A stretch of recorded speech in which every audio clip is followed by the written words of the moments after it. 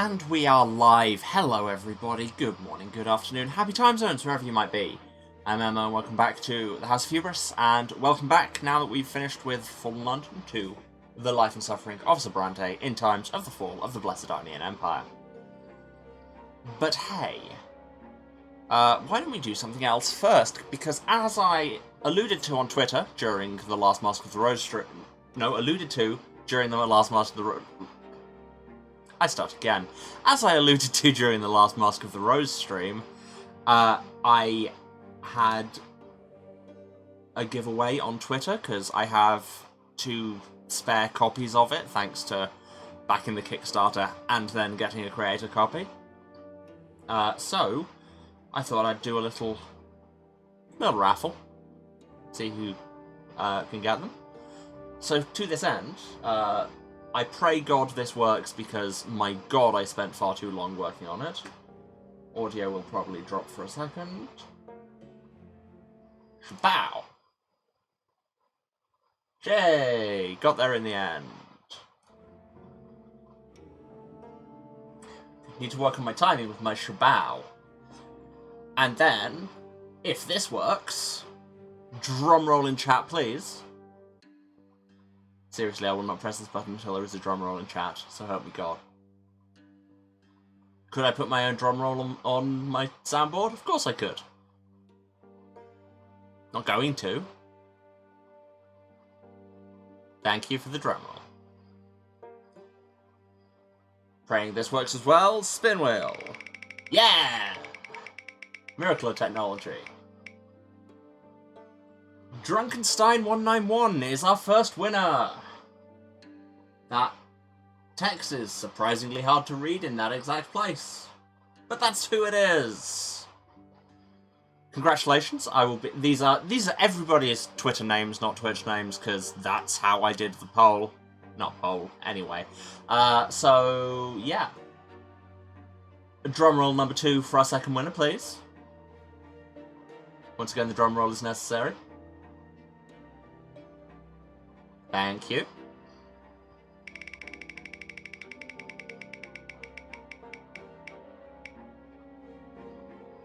Firebuster334. I will once again be in touch with both of you probably during one of my breaks via Twitter DM. Congratulations and enjoy. But hey, this doesn't fit the aesthetic of this game at all. Let's get rid of it. Bow. See, that worked quicker. I really need to work on my shabow timing. Okay, so I'm just chuffed that all worked, if I'm honest, because I spent a long time customizing that. Okay, so back to the actual game we're actually playing today, perhaps. It's been a little while, because, you know, we spent a week having sex with squid people, what can I say? And, yeah, so when we left off, we are now, speaking of having sex with people of different species, we are now sleeping with Olivia, no, what's her name? Octavia Melanidas, who promises she sees us as an equal, and I'm not entirely convinced, given that it's a whole, yes, we're totally equals, but also never talk to me in public. And yeah, so we're sleeping with her and getting favours. We legitimized a historical society / weird cult she runs. And we're just carrying on trying to save the Brante family and, you know, maybe be ennobled by the sword. Maybe not. We got evidence against Dorius Otten, which wasn't hard, because he's a dick and everybody knows it, but we did die for it, so, you know, there's that. Let's just carry on, shall we? It's 11:43. Peacetime, but we're coming, you know, concerningly close to the end of the section marked as peacetime. I just want to flick through our destinies, see what we're looking forward to.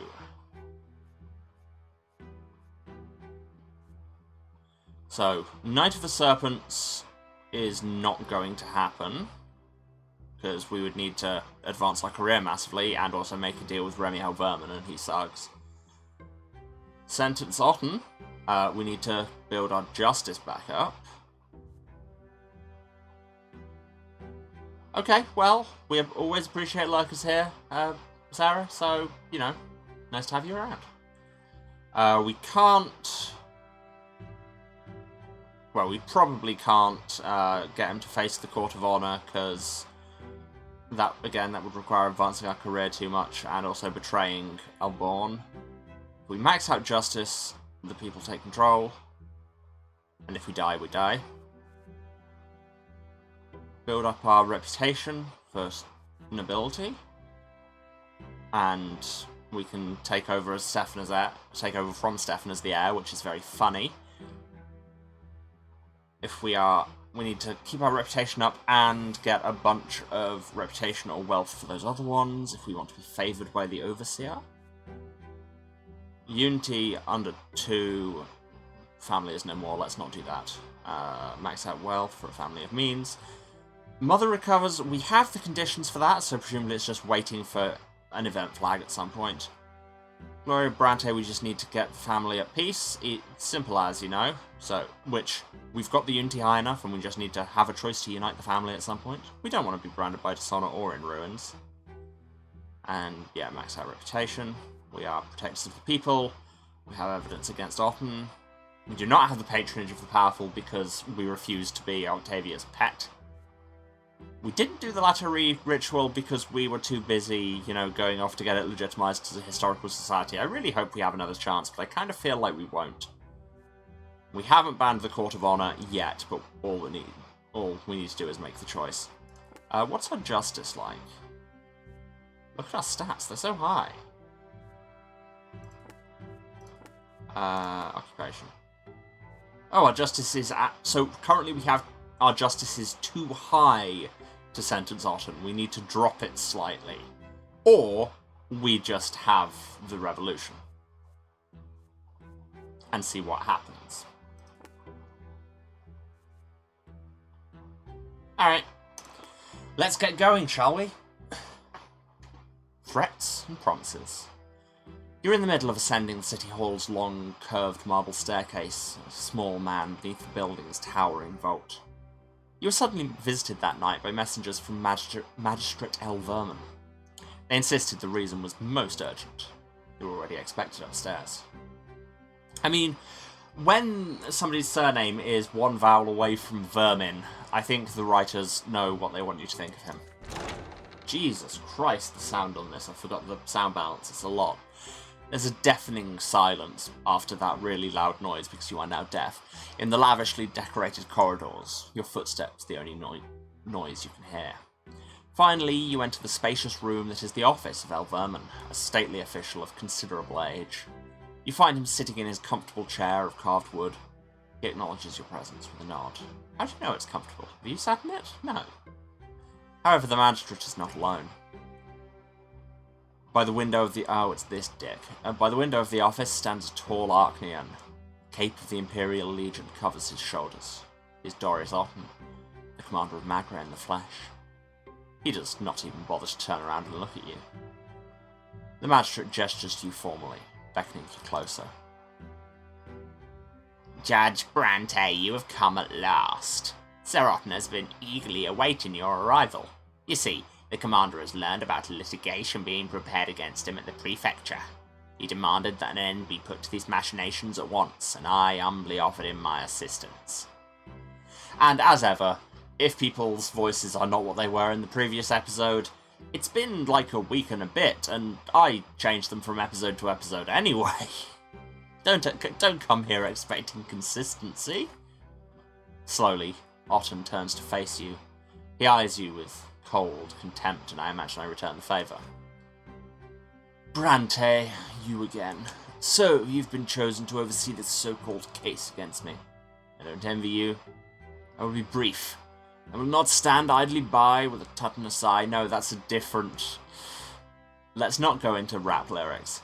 I will not stand idly by in the face of slander and baseless accusations.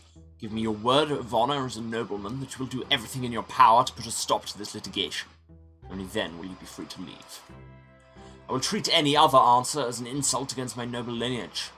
Let it be known that Sir L. Vernon holds many positions, such as the chairman's seat at the Court of Honor, which means that any insult will be soon followed by a legitimate duel of honor. I'm sure you know full well how others have fared in duels against me. Otten turns toward the window before you say anything, as if your answer has already been heard. Magistrate L. Vernon watches Otten and you silently, a mysterious smirk. You stand before the two lords of the city, a young man only recently ennobled by the mantle. Any word that leaves your lips now will affect your fate. Well, we don't have that many choices, so we can't put him at ease, because we're not a good enough manipulator, and we don't have an existing relationship with him. We can't seek Sir Vermon's protection, because we aren't being patronized? See, patronized? Patronized is the right word here, it just feels wrong, by Octavia, and we don't have a relationship with L. Vernon. So we could swear an oath to the Archneon that we'll do everything we can to keep this case from progressing, which will hurt our career and our justice. Or we can retaliate, because our valor and willpower are high enough. We'll gain reputation, our valor's already maxed out, lose some willpower, and die. Well, this is the chapter where we, use our lives to life is a resource, I mean, I could honestly probably use with the drop in justice, but hey, I'm not backing down to this dick. If Otten challenges you to a duel, a lesser death is certain. Hubris? Yeah, I know. Any attempt to avoid it will only delay the inevitable. So it would be best to confront him now. And so, head held high, you place your hand on the hilt of your sword and take a step closer to Otten. Next come the words, your words, echoing loudly in the stunned silence of the city hall. Indeed, you are the judge in charge of Otten's case, and you will see it through to the very end. Your duty and your honor demand that you serve the Empire and enforce its laws, which apply to all its subjects. Yes, Otten will surely defeat you in a sacred duel, but the evidence you've gathered against him will see the light nevertheless. You're far from the only judge ready to challenge even the most powerful nobles of the province in the name of the law, and no matter what, justice will find Otten and strike him down. Otten is stunned by your verbal assault. For a moment he remains motionless by the window, his face an azure mask.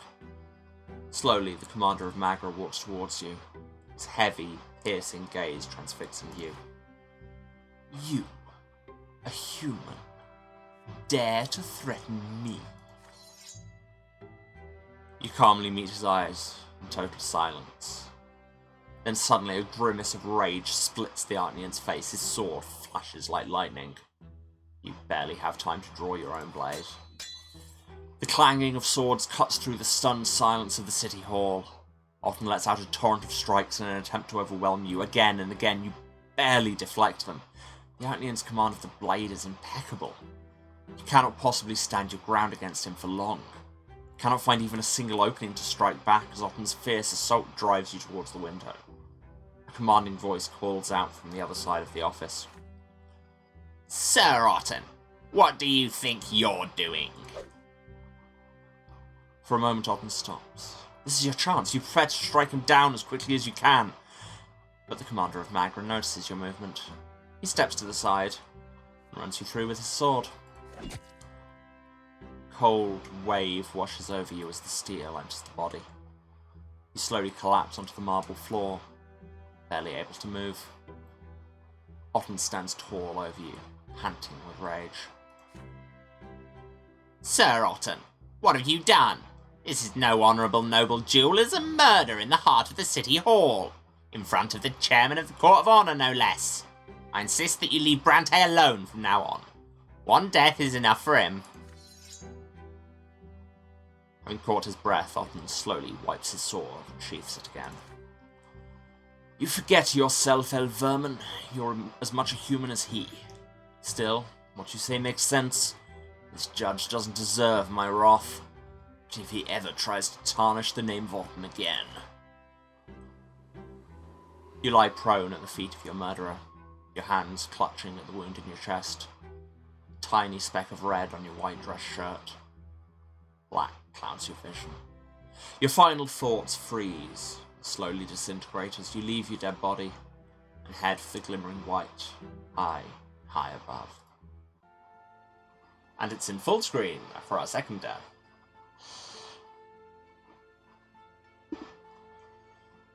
Impenetrable darkness surrounds you. You stand alone, bare to your very essence. It paralyzes you. You have an urge to cover yourself, to hide. No one should see you so vulnerable. But you cannot conceal the truth in this place. You're bathed in an unbearably bright light. It has no hint of warmth in it. It's blinding. It leaves no shadows in the entire world. It is the light of the shining pillar itself. I love this background music. I think I said this before, but it is very Meredith Monk. In this radiance, you can clearly see all your thoughts and doubts, your errors and transgressions, the contradictions that have permeated you since birth. Yeah, that's what I do. I'm all about the contradictions. I just realised I'm not even wearing the hubris bracelet. 1 second.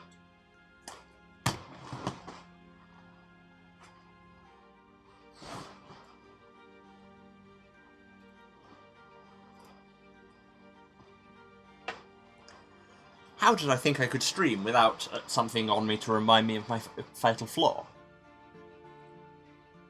Anyway, they cover you from head to toe like rough grey tatters. They melt away in this light. You are naked. You feel liberated and whole.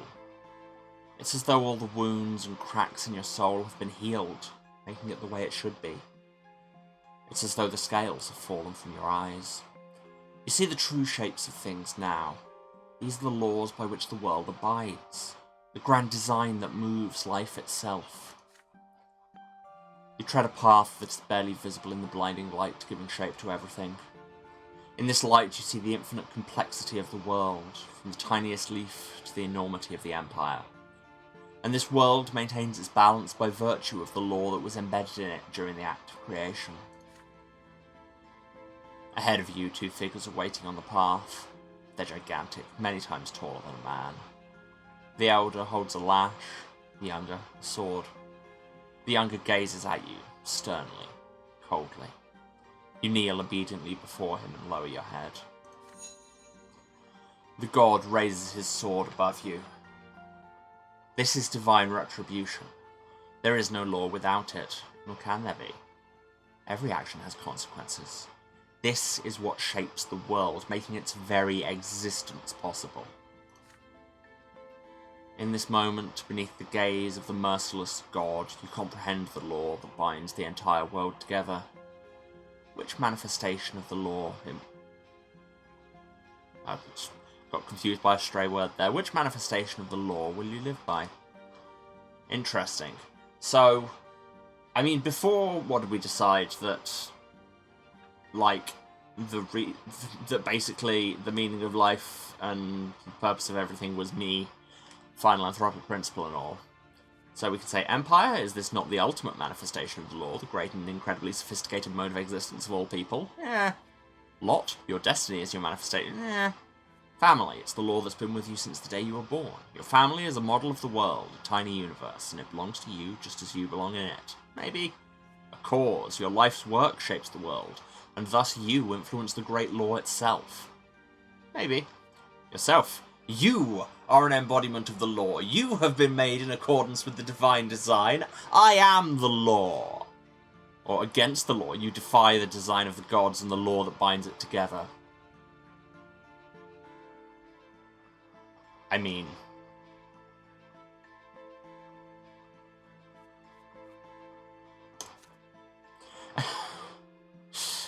yeah, we I don't know. We're running into a lot of my anti-theist, anarchist, break the system tendencies in this run-through. And I love that for us. The blade flashes. The younger's sword slashes through the air above your head. You do not yet deserve your final punishment. The law demands that you continue your life. Your form has not been completely destroyed, nor has that of the world. Is that an option? Can we completely destroy the world? Is that a choice we get? The younger extends his gigantic hand and shows you the way. You must proceed. The path leads you to the top of the crown of a silver tree, spread wide in the white gleam. The branches are close now. It's time to descend. You are drawn downward into darkness.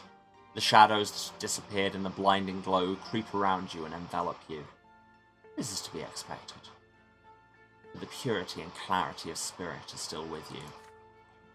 Something is forcing your throat open. Air. It scratches you on the inside. Your soul is filled with struggle again, with the contradictions from which the fabric of this world and you yourself are woven. The divine light that gave you clarity is fading away with each passing moment. You have to open your eyes. Above you is the dark ceiling of the crypt. You are reborn. Yes. You come to your senses atop the stone slab of your family crypt. For a while you do not move, slowly getting acquainted with your body born anew. Your mother's somber silhouette stands above you, bowed in prayer. You hear her quiet, meek voice just as you did as a child. At last you're back with us, Emilio.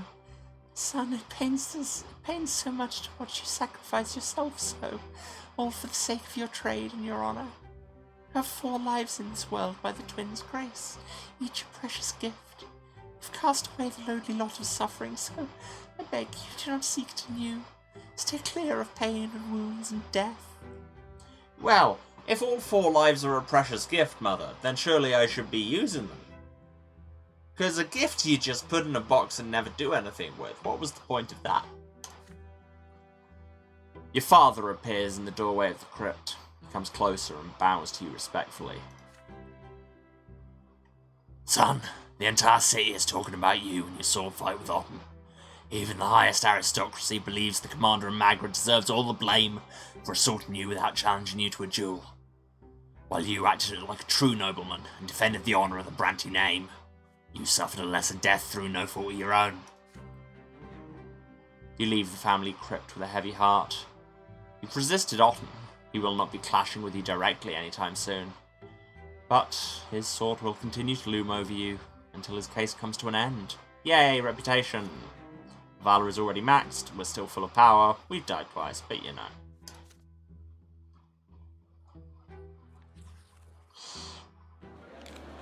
Buffy Summers' voice, hey, I've died twice. Otten's case still looms over you, a burden and a threat. As the strife between the estates grows more bitter, the judge's trade grows tougher by the day. The commoners demand more rights and legal protections. The nobles do their best to push back. As things stand right now, any verdict made in court may result in upheaval in the province, possibly determine the outcome of your case against Otten. One day, in a park by the Fowler's estate, favoured by duelling Anizot nobles, you see a curly-haired young man lying prone in a small, sunlit square. His body's been pierced by a sword, and it has not vanished. True death. You're here to investigate a report of an illegal duel. The winner is still here, a slender, middle-aged noble in an elegant black jacket, his hand still on the hilt of his sword, surrounded by gendarmes.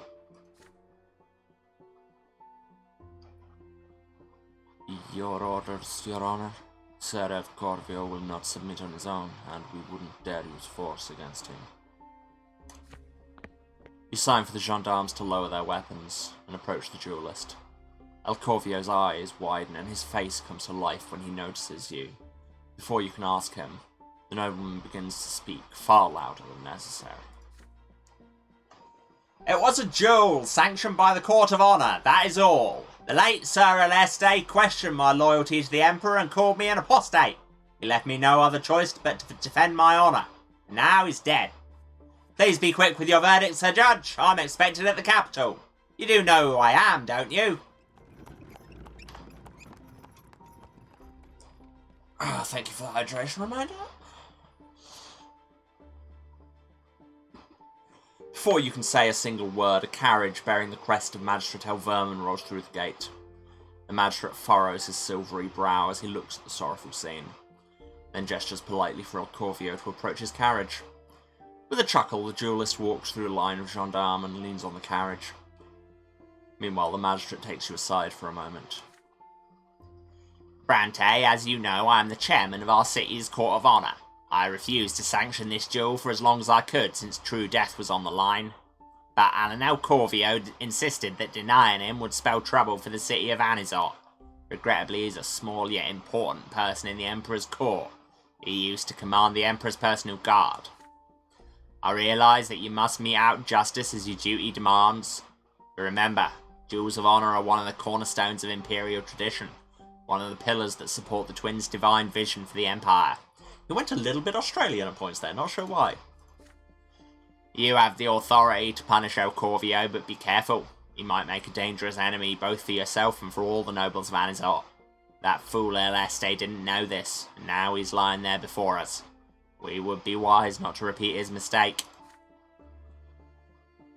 The magistrate of Anizot glances around, then continues in a hushed tone. Brante, this situation is far from ordinary. If the fate of your city means anything to you, it would be best to let El Corvio go without a trial. Anizot doesn't need any trouble from the capital, and the Estes are not as strong as they used to be. They'll get through it. You may fine him if you wish. El Corvio will pay it and move on, and justice will be done, at least to some extent. However, if you can defuse the matter entirely, you'll earn favour with all the aristocracy of Anizot, and I'll personally see to it you get a swift promotion. Do we want to make the bribing any more blatant? Deep in thought, you gaze upon the body of the dead duellist and the long shadow of El Corvio. The decision you're about to make could influence all future duels in the province, as well as your own standing. It's all big choices now. So we can fine him. Good for our career, bad for justice, good for our diplomacy and willpower. And if we want to sentence Otten rather than just having a revolution, we want to drop justice slightly. We sentence him to capital punishment. Good for our money for some reason. Oh, because we have Octavia on our side. We get wealth, gain justice, but it's already maxed out and lose career. We can't legalize duels because our career isn't high enough, and we haven't. We promised Elborn that we would not do this. Be very bad for justice, very good for our career, bad for power and order, and give us the patronage of the powerful. Or we can pronounce the court of honor illegal, because we are just and diplomatic, and we have promised Elborn. Would increase the power and order of the province.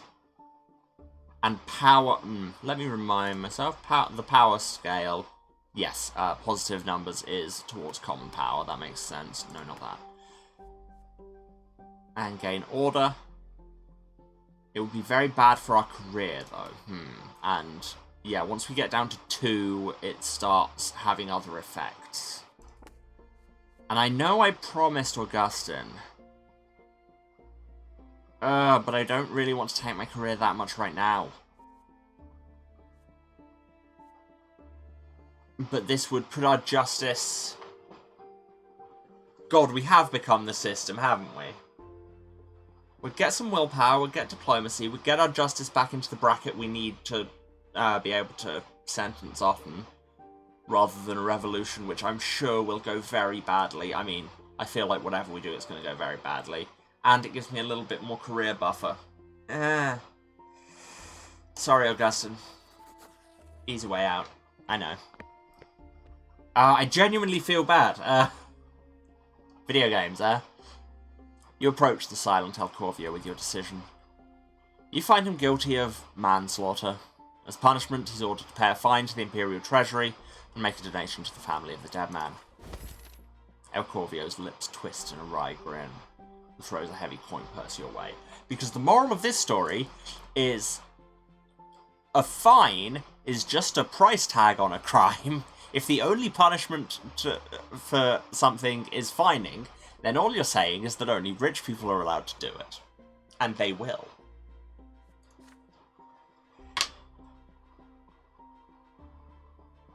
That ought to be enough to cut down a couple more brash, impudent youths who dare to call me a traitor to the crown.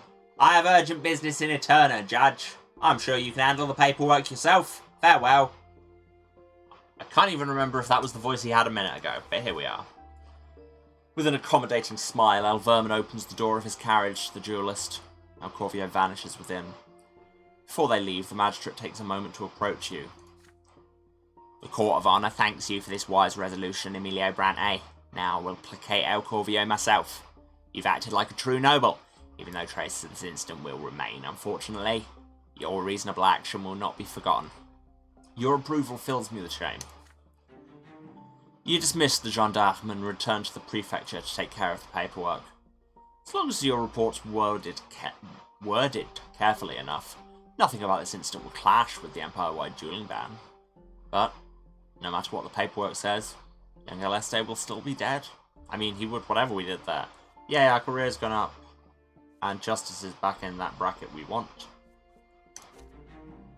And we got even nearer to maxing out our diplomacy. Our judge stats are just so high, yo. And we're full of power. Love being full of power.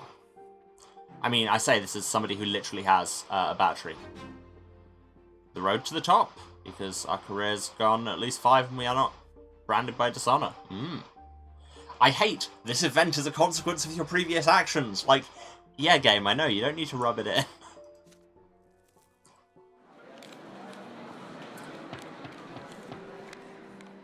Your actions result in well-earned progress up the professional ladder.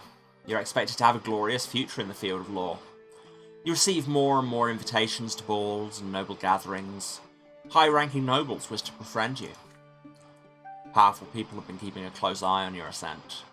Today, a personal letter from the magistrate Remy Alverman is delivered to your home, and you throw it into a fire without a second thought. Oh no, apparently not. Sir Emilio Brante, I would like to further our acquaintance and discuss certain matters over a glass of Illyrian. I will expect you at my estate this afternoon. Accompanied by servants, you walk down the imposing enfilade of Alverman's granite manor. Not a word you see often. Gold, tapestry, stone carvings of ancestors' profiles. Compared to this luxury, your own home seems tiny and cramped. Alverman greets you by the fire. At home, the influential ruler of the city seems peaceful and amiable. Judge Brante, pray come in. I'm delighted to see you again. Servants, pour us some wine. Please have some, Emilio. Though your recent I'm sorry about that, I had a strange moment. Though your recent deeds call for much more than a glass of Illyrian. I'll be frank, after our first encounter I had my doubts about your trustworthiness. But now you've proven by your actions that you have a future. That's what they want you to think. You sip the wine. It's excellent, as expected. You calmly reply that you strive to serve the Empire and the Prefecture faithfully, and in the manner you deem proper. That's very broad. I am overjoyed to see that the younger generation honours our traditions and cares about the fate of our nation. We have that in common, you and I. Many see me as merely power-hungry. But why would power itself be of interest to me? My family is already powerful and wealthy. Its position is secure for many generations to come. No, my friend, I need power to save the city that's been entrusted to me from a grave threat. Oh yeah? Can I have their number? Take a look around. More and more insurgents are preparing a bloody uprising among the common folk. The new faith compels people to defy their lots. The foundation of the Empire has been shaken. What do you think? Will a new world be born from this? Those who hope to see this happen seem to have forgotten that our world was created in accordance with the twins' design, and we're already on the cusp of provoking their wrath. Alverman is becoming truly incensed. Apparently the fate of the Empire is not just a subject of idle chatter for him. You must understand, Brante, I've seen plenty of starry-eyed idealists yearning to change the world, and I know where those dreams lead. We've trespassed against the sacred order, and now we're on the verge of the wrath of the gods.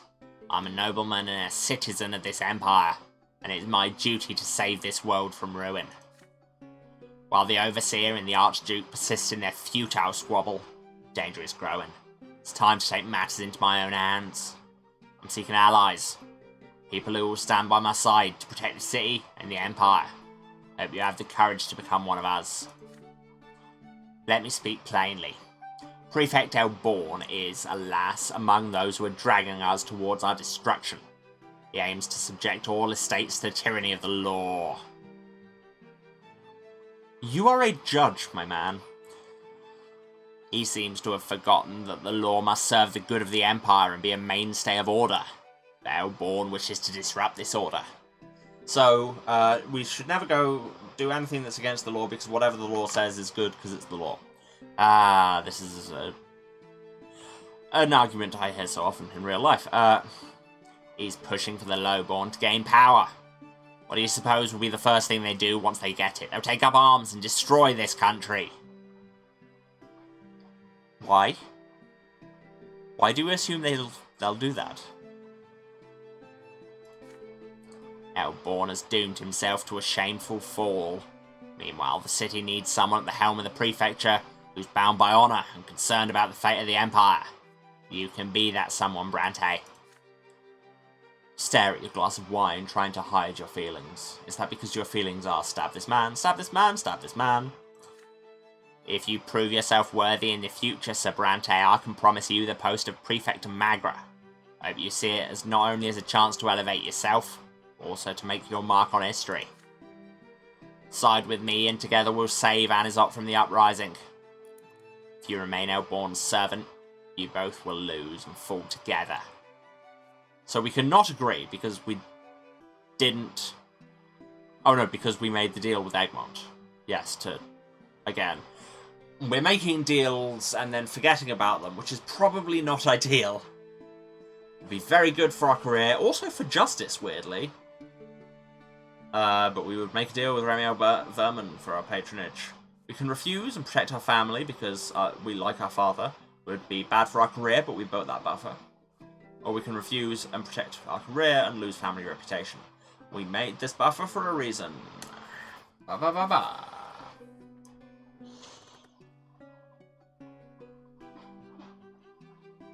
Silence. You hold the magistrate's heavy stare and respond calmly that you're not prepared to make any promises. You thank Elverman for his trust, but you're a judge of the prefecture and you already have a superior. Elverman frowns, shakes his head disdainfully and rises from his chair. I'm very sorry to hear that, Sir Brante. I had high hopes for you. We could have achieved so much together. Soon you'll see that you've chosen the wrong side. Farewell. Don't we love it when politics is just reduced to picking sides? Back at home, you describe your conversation with the magistrate to your father. Elverman's threatening tone is alarming. An enemy as powerful as the magistrate could turn the nobility of Anizot against your family.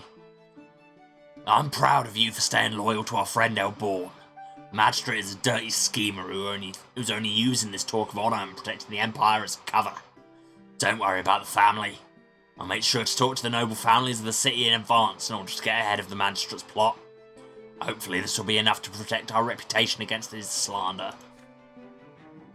Your father's efforts to thwart Elverman's schemes have been successful so far. But your feud with the magistrate has a damaging effect on your career. The documents you prepare take weeks to be signed. Obtaining an audience or arranging a meeting is frequently impossible. You hear anxious whispers behind your back. Emilio Brante crossed the ruler of the city. Stay clear of him. That's fine. We don't care about this job anyway. We're here to break things. Oh no. We may have broken things too much.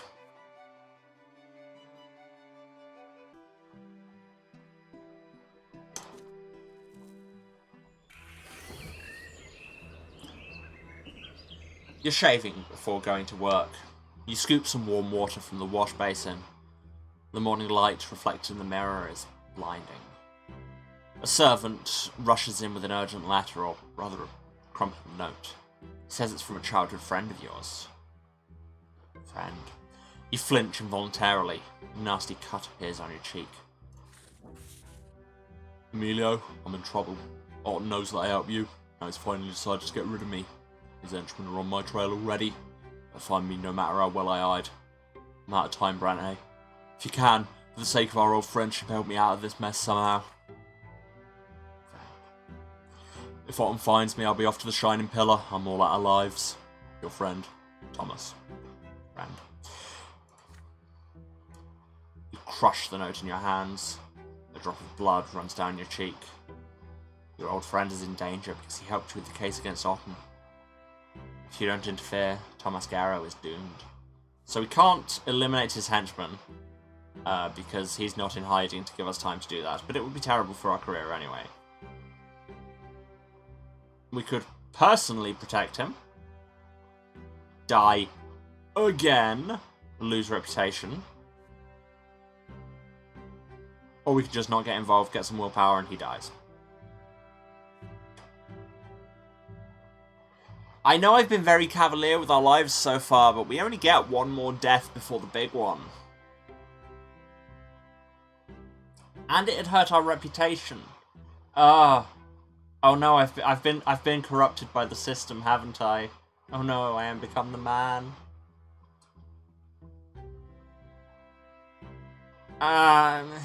He's our husband, but at the same time... apparently it's decisions that make Emma feel bad day. I don't want to get another death this soon.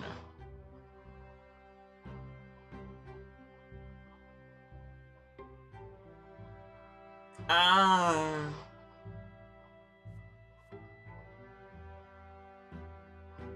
mean, I knew this was coming when I said I wasn't putting him in hiding.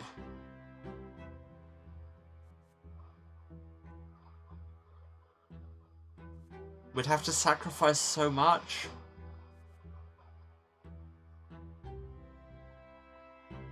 Oh, I hate this. Well, Iron Man mode, I clicked it now, here we go. You lower the note into the flame of a candle. It's reduced to ash in a matter of moments. You will not try to save Thomas Garrow, his fate is in his own hands. It's time for you to go to work. Jesus. You managed to finish all your work before lunch. You decide to take the rest of the day off and reward yourself with a stroll through the city. First, you come to the square in the Silver District. Sitting on the edge of the old fountain, you watch the noble carriages pass by. The canopy of the silver tree casts a soothing shadow over you. The sun is well past noon now. You continue your walk. Well, now we know the answer to the stream title. Yes, this is what could possibly go wrong. A noisy group of students burst out of Sir Tibor's school. The young men have just finished their studies for the day. You were a student there yourself not long ago. You decide to watch the sunset by the city wall. You have an excellent view of the desert, painted by the flaming hues of the setting sun. You gaze at the remnants of a wooden fort from your childhood. Game, stop twisting the knife! But it's getting very late. Time to head home. The next morning, a dead body with numerous knife wounds is found near the city gate. A Legion captain by the name of Thomas Garrow has met his true death.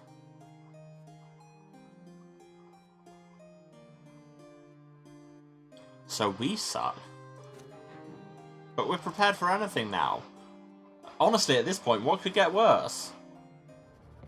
And hey, we've replaced our sort of husband with our sort of girlfriend.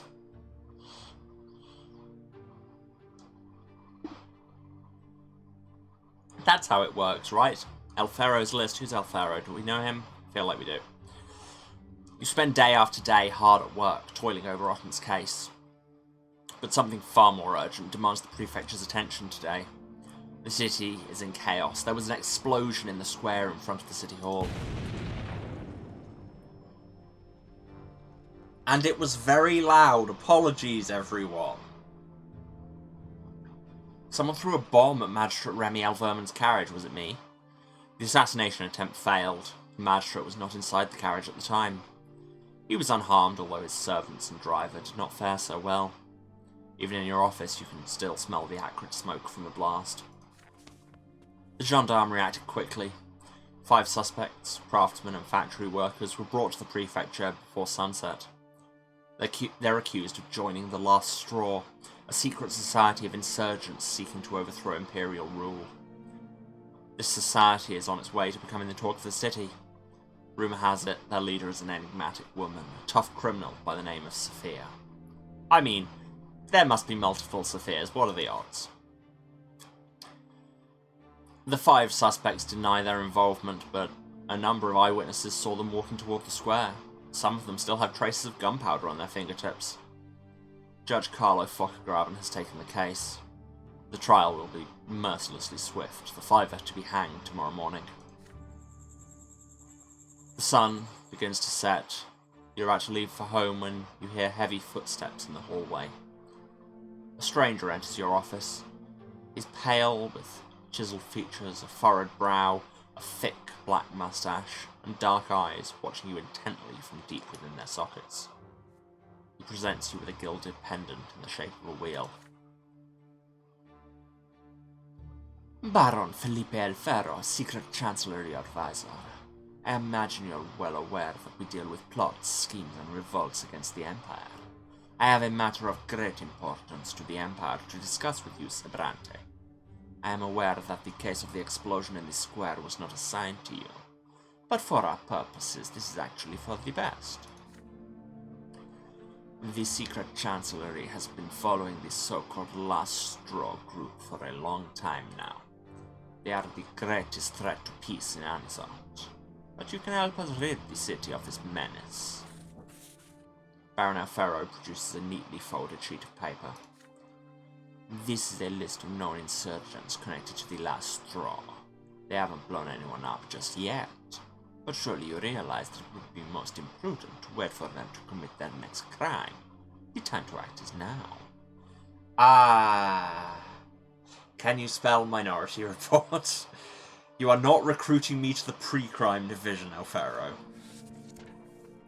You scan the list quickly. Some of the names on it seem somewhat familiar. Perhaps from your youth?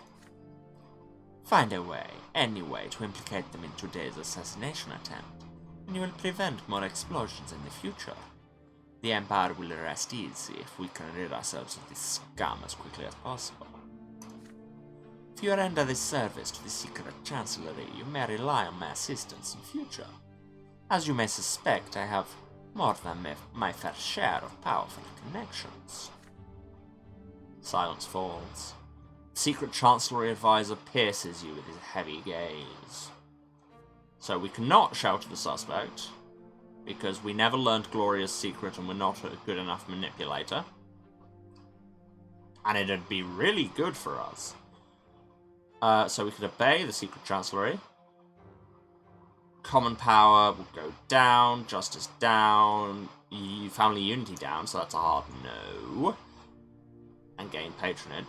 We could conduct our own investigation, because we are wealthy and scheming. It would lose us wealth, gain career and justice, but lose common power. Or we could protect the people on the list, because we are valorous and willpowery. It would take our career down into the danger zone. It would be bad for our family reputation.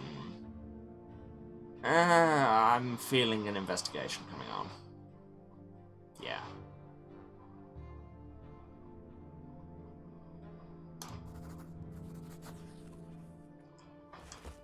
You rise from your chair, ready to answer the advisor.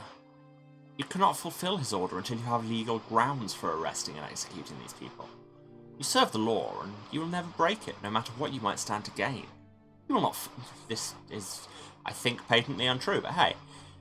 You will not falsify a case, and you will not hang people on unproven charges.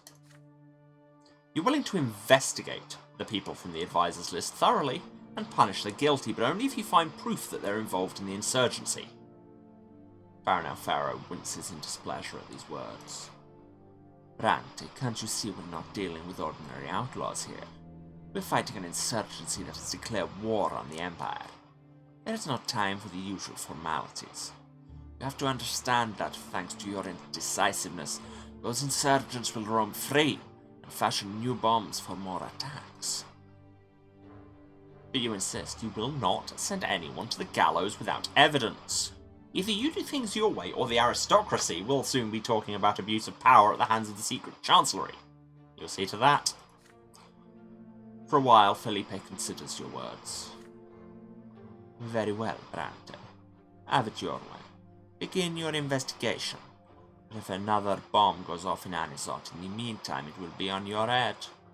And then a promising servant of the Empire will stand trial along with the insurgents as their accomplice. I have a handful of good friends as well, Sir George.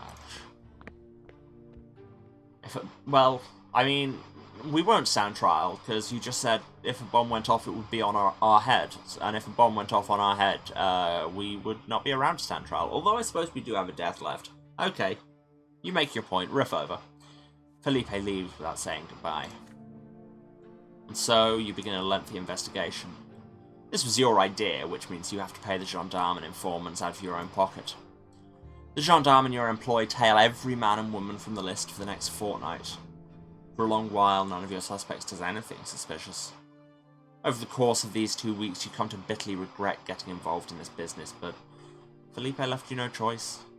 You'll either find the truth, or get tried along with the insurgents. Baron Alfaro did not look like a man who makes empty threats. Disappointed with this fruitless surveillance, you're about to call it off, when one of the commoners suddenly signals to the others to meet. Your raid catches them by surprise in an abandoned house on the edge of the city. Much to your chagrin, the secret chancellery was right. You arrest them just as they're plotting another attack, a map of the city hall on the table. A stockpile of weapons and bombs are found in the house. The litigation is quick. You have all the evidence you need against the insurgents. Every one of them is sentenced to death by hanging. Another last straw cell is no more. Their bodies now dangle in the wind by the still rotting rebels who tried to kill the magistrate.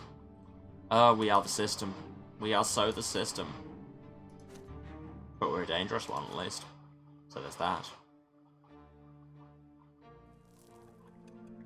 Oh, we made it through a year. It was a year where a lot of things happened. Oh no, I don't need to go to the menu. Okay, so while this slightly dramatic music happens, I do in fact need to take a short break. Get some water, run some ads, do all those things I do. So I would advise you do the same. Have some water, have a snack. Take your meds if you need to. This is your reminder. Realise you've forgotten every word you've ever said. Yeah. Wow. Yeah, go and hug a person if they're chill with it, because, I hear that's good for you. And let the ads run if you can, and I will be back in about 3-ish minutes. Love you all. This music is so dramatic. See you in a few for the next year. God, I don't know how long this game's going to run. Anyway. And we're back. Hello, everyone. Sorry for the slightly longer break, I think. It was only like a minute extra. I was busy sending congratulations and prizes to our 2 winners. And now I have Congratulations by Sylvia Knight stuck in my head, and if you understood that reference, you too are unhealthy amounts of Eurovision nerd. And my chair is having a fight with my carpet. Anyway, hope you've all enjoyed this dramatic music. Let's get off it. After many years, the simmering, unceasing hostilities between Overseer Gaius Tempest and Archduke Melanidas have finally come to an end.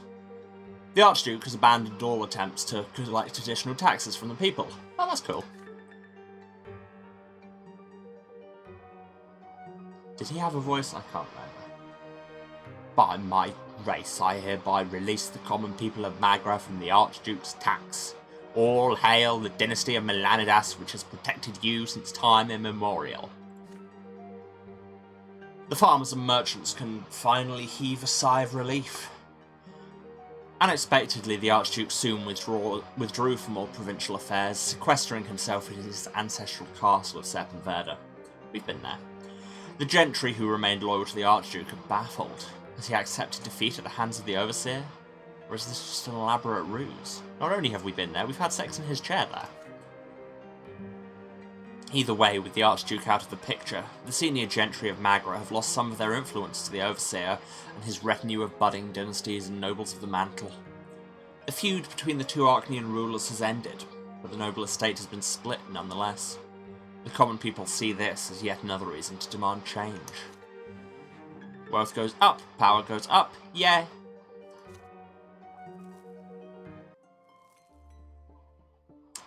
A 7th year of service. Another year of service as a judge is behind you. You have no time to celebrate. Your days are filled with unremarkable litigation and similar-looking complaints. Again and again you see poorly written complaint forms. Why the judge? Well, I mean, we are literally a judge, but we're judging a bit much in there. They claim that noble landowners are extorting money, punishing commoners for nothing, doing whatever they please. You've noticed a change in tone from pleading to desperate to quietly furious. The lowborn lot is to suffer, but how much longer can they endure? Every day, once the petty litigation has been dealt with, you return to Otton's case. Again and again, for 2 years now, you search for a way to do the unthinkable. To have an Archnean, and the High Commander at that, convicted for his crimes. You've not heard from Otton since your encounter at the City Hall. He likely has spies among the judges and gendarmes. Sooner or later he will realise the true state of your progress and find a way to get rid of this case. And you. Unless you're prepared to strike the first blow. But what should you do? Will you speak against Otton in public and summon him to a trial? Is there any other way to deal with the High Commander? Either way, now is not the time. And so, you wait and prepare. Justice for all. It's a Megadeth album. As you approach the steps of the prefecture today, a line of Legion soldiers wearing red cloaks bar your path. They're the personal guard of the provincial overseer. Has Caius Tempest graced you with his august presence? You enter only after presenting your judge's signet to the guards. The common room of the prefecture is remarkably quiet and deserted. All petitioners have been chased away. The judges and gendarmes do not dare to leave their offices.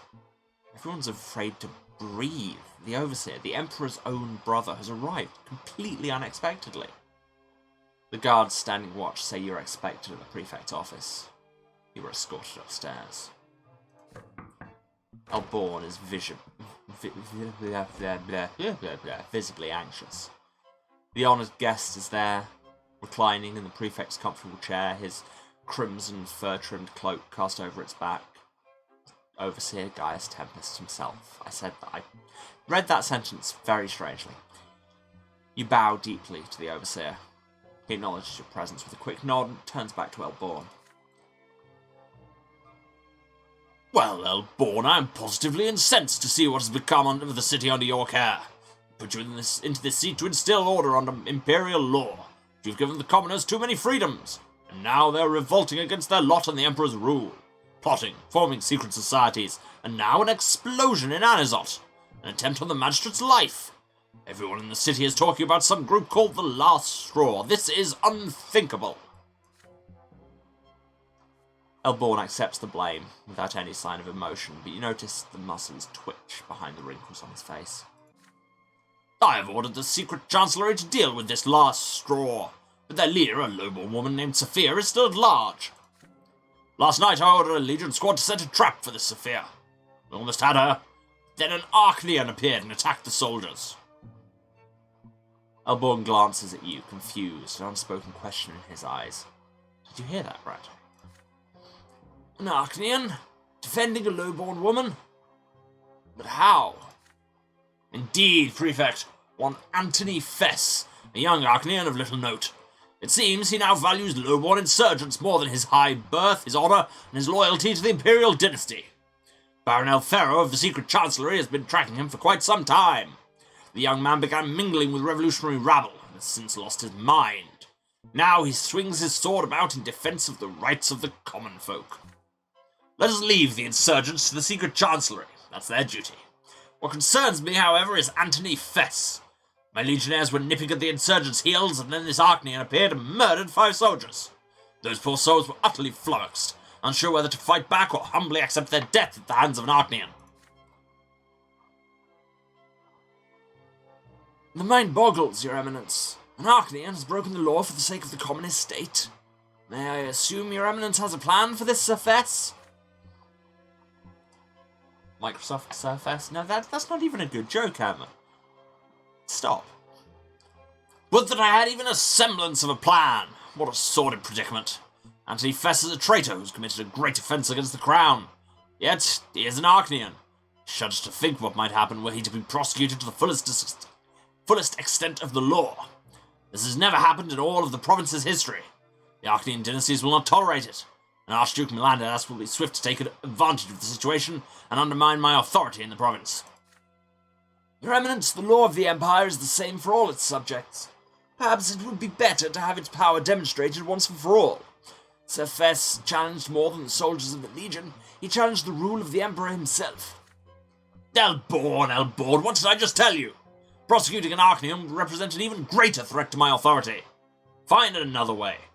This Fess is young and hot-tempered, so push him to the breaking point in the courtroom. Get him to draw his sword, let everyone see him for the dangerous traitor he is.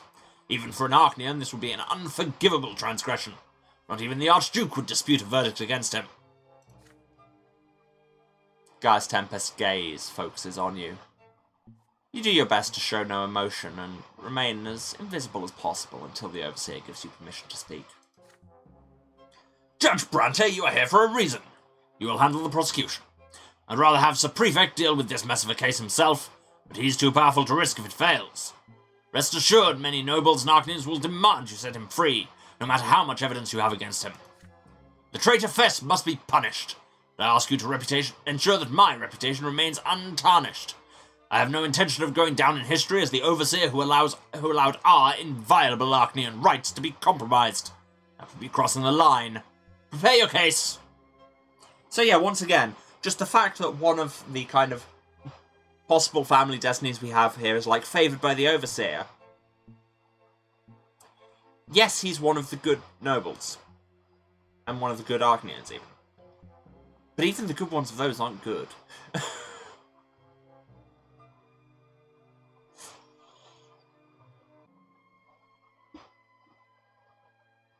This equality thing is all well and good, right up until they start taking away my right to do whatever I want.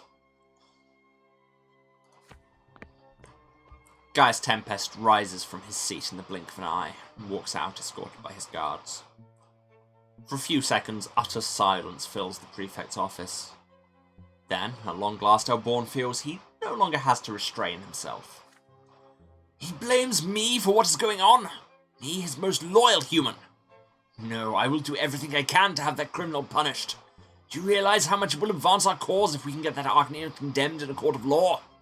This is the only way we can instill the rule of law in these lands, Brante. The Overseer insists that the trial be scheduled for tomorrow. Anthony Fess has been located. He was found and he was found and surrounded by gendarmes on the street. However, he did not resist and gave his word of honour to stand trial. You barely have time to prepare the charges before entering the courtroom. The normally half-empty seats in the courtroom are crowded today. The highest ranks of the aristocracy and the most noble families and dynasties all focus their gaze on you as soon as you step inside. In the depths of the courtroom, you notice Octavia Melanidas, surrounded by her retinue of young ladies. The Archduke's daughter watches the trial unfold with a wry, indifferent smile. You ascend to the podium. Prefect Elborn himself presides over the board of judges. The courtroom doors swing open, and the defendant Anthony Fess enters, escorted by gendarmes. The young Archnean is dressed in a defiantly modest garb for his status. No embellishments, no jewellery, just a simple linen undershirt. However, he still carries a sword, as expected from a highborn noble. So what you're saying is, these common insurgents should be learning Aikido? Or just have guns? You read the charges as procedure demands. I mean, they do have guns, that's the issue. Sir Anthony Fess willfully caused the lesser deaths of 5 soldiers of the Legion, thereby allowing a number of the last straw insurgents to escape punishment. Murmuring fills the courtroom. The Archnean's large, dark eyes watch closely, catching every motion in the hall. And suddenly Anthony Fess interrupts you to speak for himself.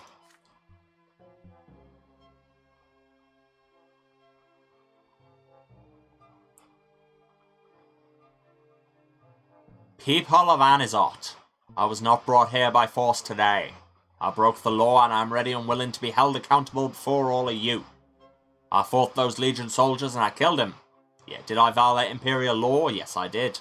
Yet does anyone even bother to count the transgressions committed by our rulers on a daily basis? Why does this law exist if no one follows it? I do not accept a law that offers no salvation from eternal tyranny for the communist state. By my birth I was given the power to rule over humans, but if suffering is all that rule brings, then I reject it. I'm ready and willing to sacrifice my very life for the sake of justice, so that all citizens of the Empire will begin to respect the law. The young Archnean's words, loud and desperately audacious, sparked turmoil in the courtroom.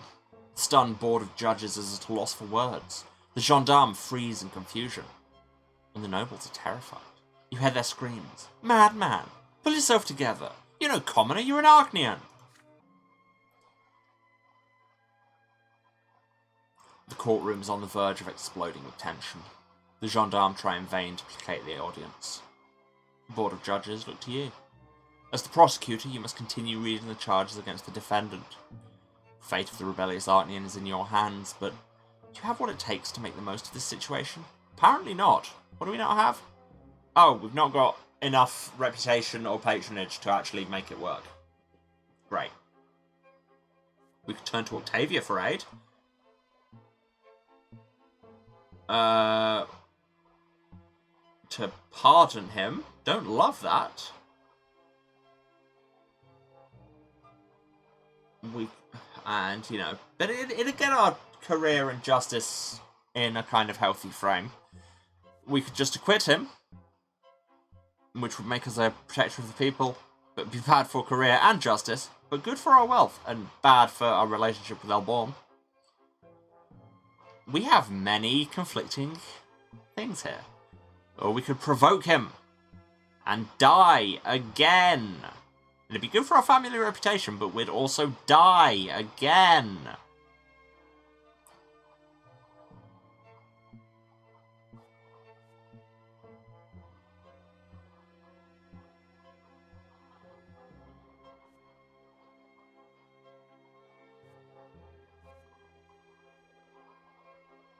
Do we want to take another death here? Like, we'd get a lot of stuff. But also, we would be willfully, perverting the course of justice. Well, not really perverting, just, not perverting it, just telling it where the pawn is.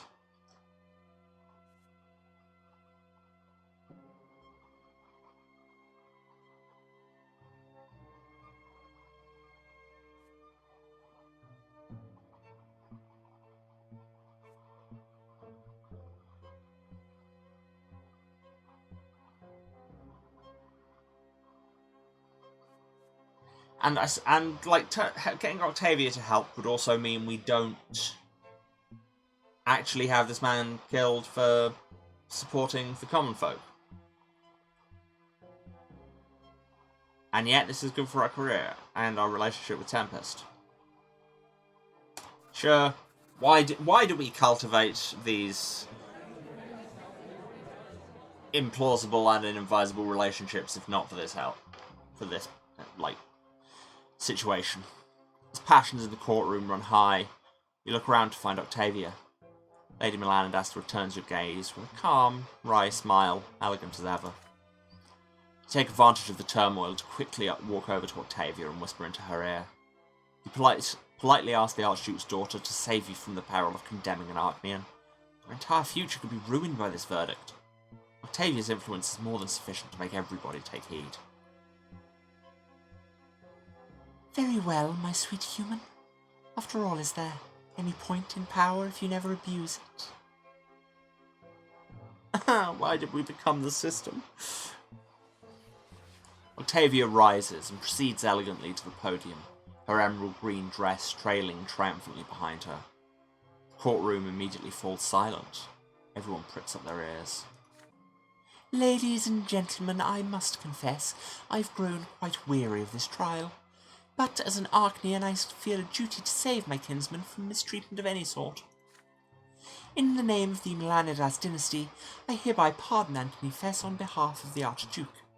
May he never again utter rebellious speeches or slay Legion soldiers, lest he part with his sword. The Archduke has forgiven you, Sir Fess, for now. You're all free to leave. Octavia nonchalantly returns to her seat. Flabbergasted, Elborn can only announce the end of the trial. The nobles all gasp and shout, gossiping about the deranged act of the Archduke's daughter. Anthony Fess bows stiffly to Octavia and leaves the courtroom. Do you see, Emilio? I'll spare no expense for you, my human. But I've taken somewhat of a liking to this Anthony Fess. He has no qualms about defying rules of any sort. I can already imagine my father's fury when he hears of my pardon. But what is he going to do? Take me to court? Your chance to set a precedent against an Archnean in court is gone. Anthony Fess roams free now in spite of his outright call for revolt. A letter arrives almost immediately after the trial, bearing the Overseer's seal. You steel yourself for the worst, but to your surprise, Gaius Tempest is delighted. Splendid work, Judge Brante. I have no idea how you managed to get the Archduke's progeny involved in this case. The rebellious young Fess is his problem now. I was right to assign a delicate matter of such importance to you. A board will be told to promote you as soon as possible. I need more intelligent, reliable men like you at the prefecture. Once again, approval, shame. Our career continues to advance. Justice is back in that tentative bracket. Not tentative, tenuous. What? But we have all the things for Mother Recovers. Maybe she'll do it during this. Deathbed. Deafening silence fills your home. You're standing by Mother's bedside, so are Father, Gloria, and Nathan. An entire day, Mother has been feverish, barely conscious. Gloria never leaves her side, not even for a minute. Nathan's even stopped drinking so he can offer your sister his awkward help. Mother's health deteriorated greatly over the past year, and the fighting in the family home has dealt a great blow to her. She's been bedridden for a month. You've been to every doctor and folk healer, but no one can help her. They all tell you the same thing. Lady Lydia's life is in the hands of the twins now. If she passes away, she will not come back. And so, you wait by Mother's bed in sorrow, hoping that she'll regain consciousness. There's a long silence that no one has the courage to break. Then at last, you hear Nathan's meek voice. Mother, it's me, Nathan. Can you hear me? Mother suddenly rises on her elbows. She looks around, her eyes unseeing, beads of sweat forming on her pale forehead. My son, where are you? Nathan takes Mother by her thin, emaciated hand.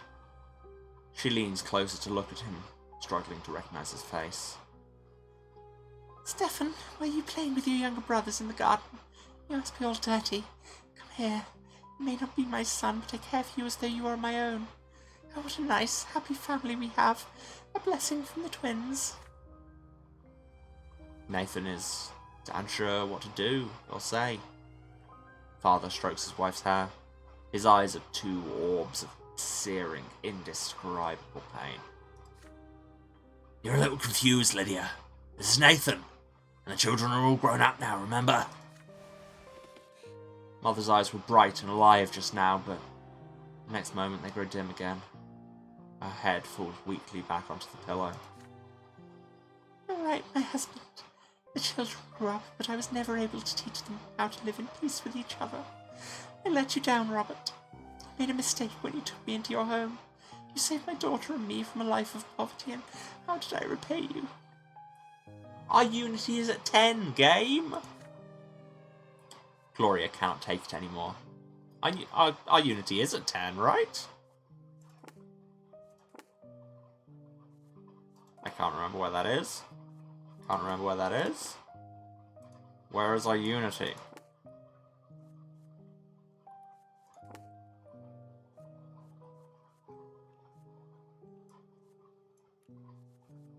Oh, House of Brante, that's the thing. Yeah, Unity 10!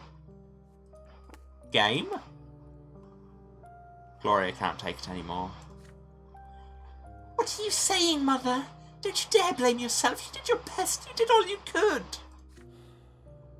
Father looks away, unable to hold back the deluge of tears. Mother's voice, so faint now, calls out to you.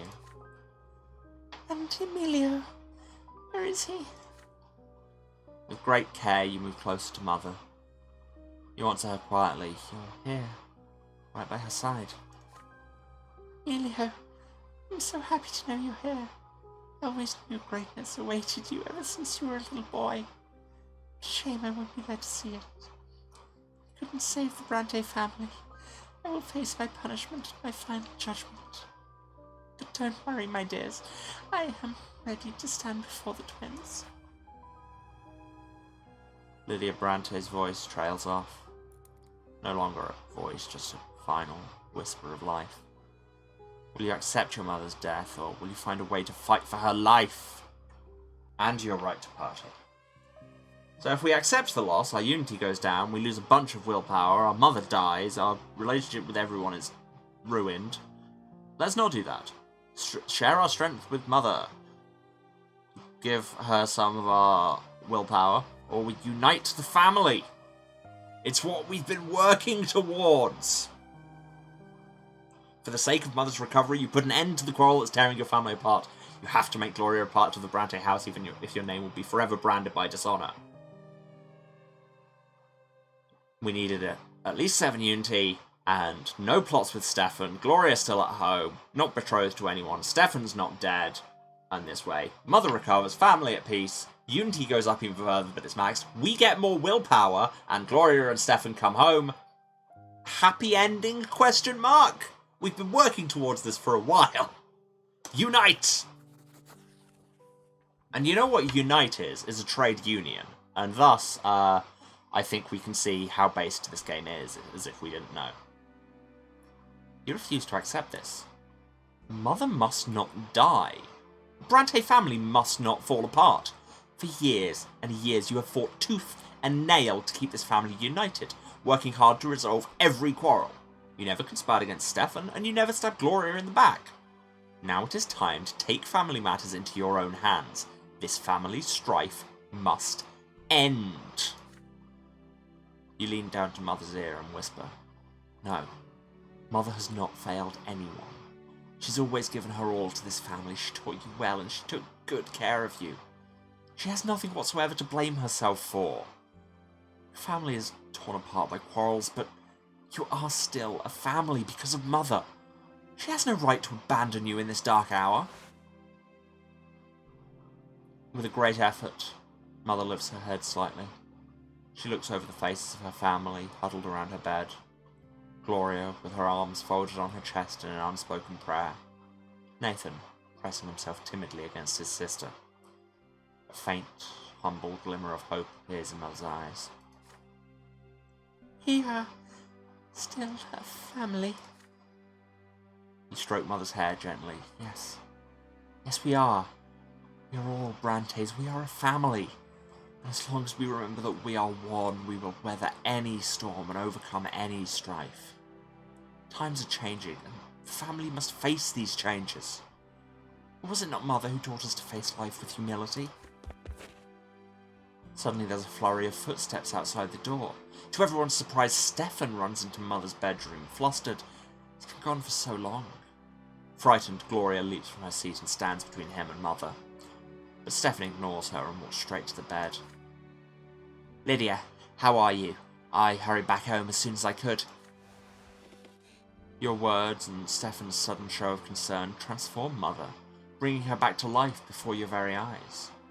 She sits up in bed. The colour returns to her pallid cheeks. Mother, you're not leaving us. Brother, your words are better than any medicine. Lydia! Emilio is right. I simply cannot abandon you like this.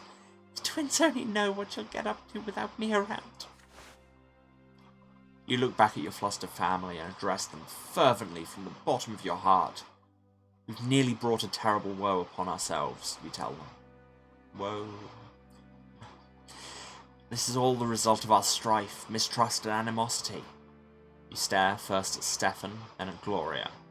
They both remain silent, burning with shame. You say that this cannot continue. It's time for them to wise up and stop scheming against one another.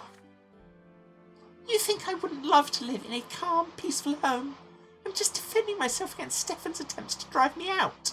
He's the one who's obsessed with our family's reputation. Agitated, Stefan interrupts her. All I'm doing is trying to build a life for you. We can't legally accept you into our family just like that, don't you understand? The Brante family has to be ennobled by the sword. There's nothing more important than that.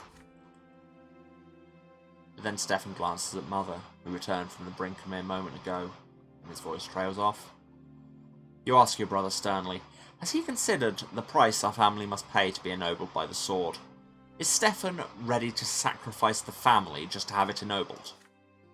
Brother, we're just a step away from fulfilling our grandfather's greatest mission. Now you want me to reject it? You reply to your brother calmly. It's time for us all to decide what is most important, our family's standing or our happiness. Stefan grows quiet as he ponders your words, but Father suddenly interjects. And we will choose happiness, Stefan. I'm the Brante patriarch. I bear the responsibility for our family. And if the road to the sword will cost our family this much, then we must remain as we are. Stefan's silent. His throat twitches now and then as though he's trying to swallow something. Gloria and Nathan watch him, both hopeful. Your elder brother stands up and starts pacing around the room. His face convulses. He's on the verge of tears. Father, Emilio, I agree. I need to acknowledge that I've failed to fulfill Grandfather's mission. Well, so be it.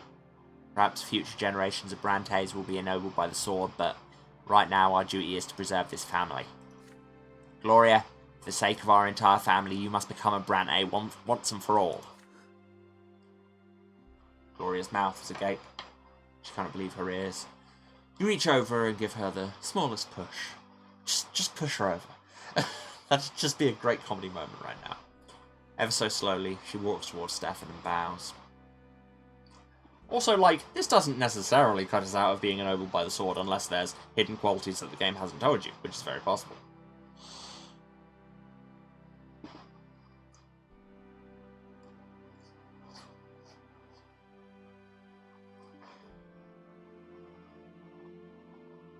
Also, if you don't fulfill Grandfather's greatest desire, is that such a bad thing? He tried to set fire to your mother. And he was an arsehole. Gloria Brante! Yes! See, the word. The word. The word is on the screen. What's the word? Stefan, I never dreamed you'd... I'll never forget this. Father opens his arms wide for Gloria. Dishonor does not frighten me. Gossip does not frighten me. Come to me, my daughter. Gloria Brante. Gloria falls on her adoptive father's shoulder, racked by silent tears. Father! You join their embrace. Gloria squeezes your hand in hers, your sister's eyes glimmering with joy and gratitude. She looks away to catch Stefan's gaze. He smiles at his sister with a mixture of grief and happiness. Your family stands together, embracing over your mother, who is too happy to speak. Your family is united at last.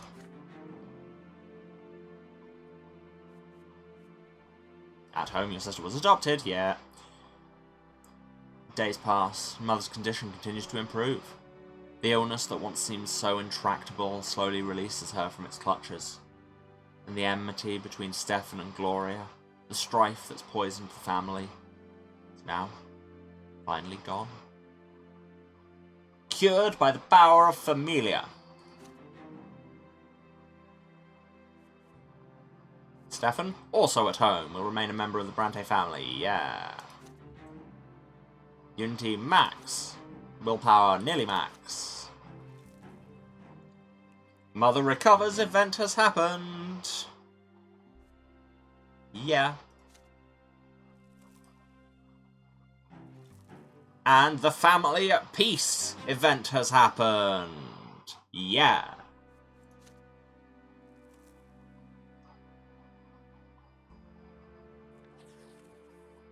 Damn, we're good. Just clicking this so it goes away and so we can look at it. Mother recovers, family at peace. So I imagine to get the Gloria Brante pop-up, we need to wait for it to, like, be done officially. Yeah. It's been a long time since your last encounter with Octavia Melanidas. You've come to expect to run into her from time to time in the most unusual of circumstances. But Octavia has all but disappeared, vanished completely from Imperial High Society. Then, one night you come home to find a letter bearing the heraldic serpents of the Melanidas dynasty. The handwriting is not Octavia's. This letter was penned by the Archduke himself. God, I just gave him a voice like an hour ago. It's gone. I think it was something like that. We, Duke Tarquinius of the great Melanidas dynasty, salute you, Judge Emilio Brante.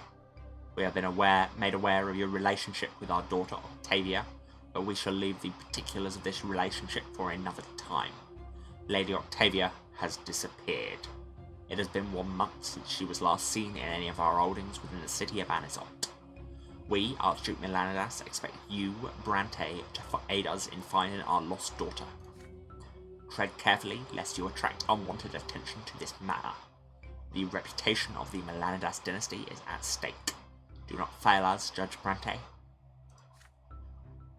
The Archduke's expectation represents a direct order to find her as soon as possible. To refuse him would spell certain and immeasurable disaster. You begin looking for Octavia immediately.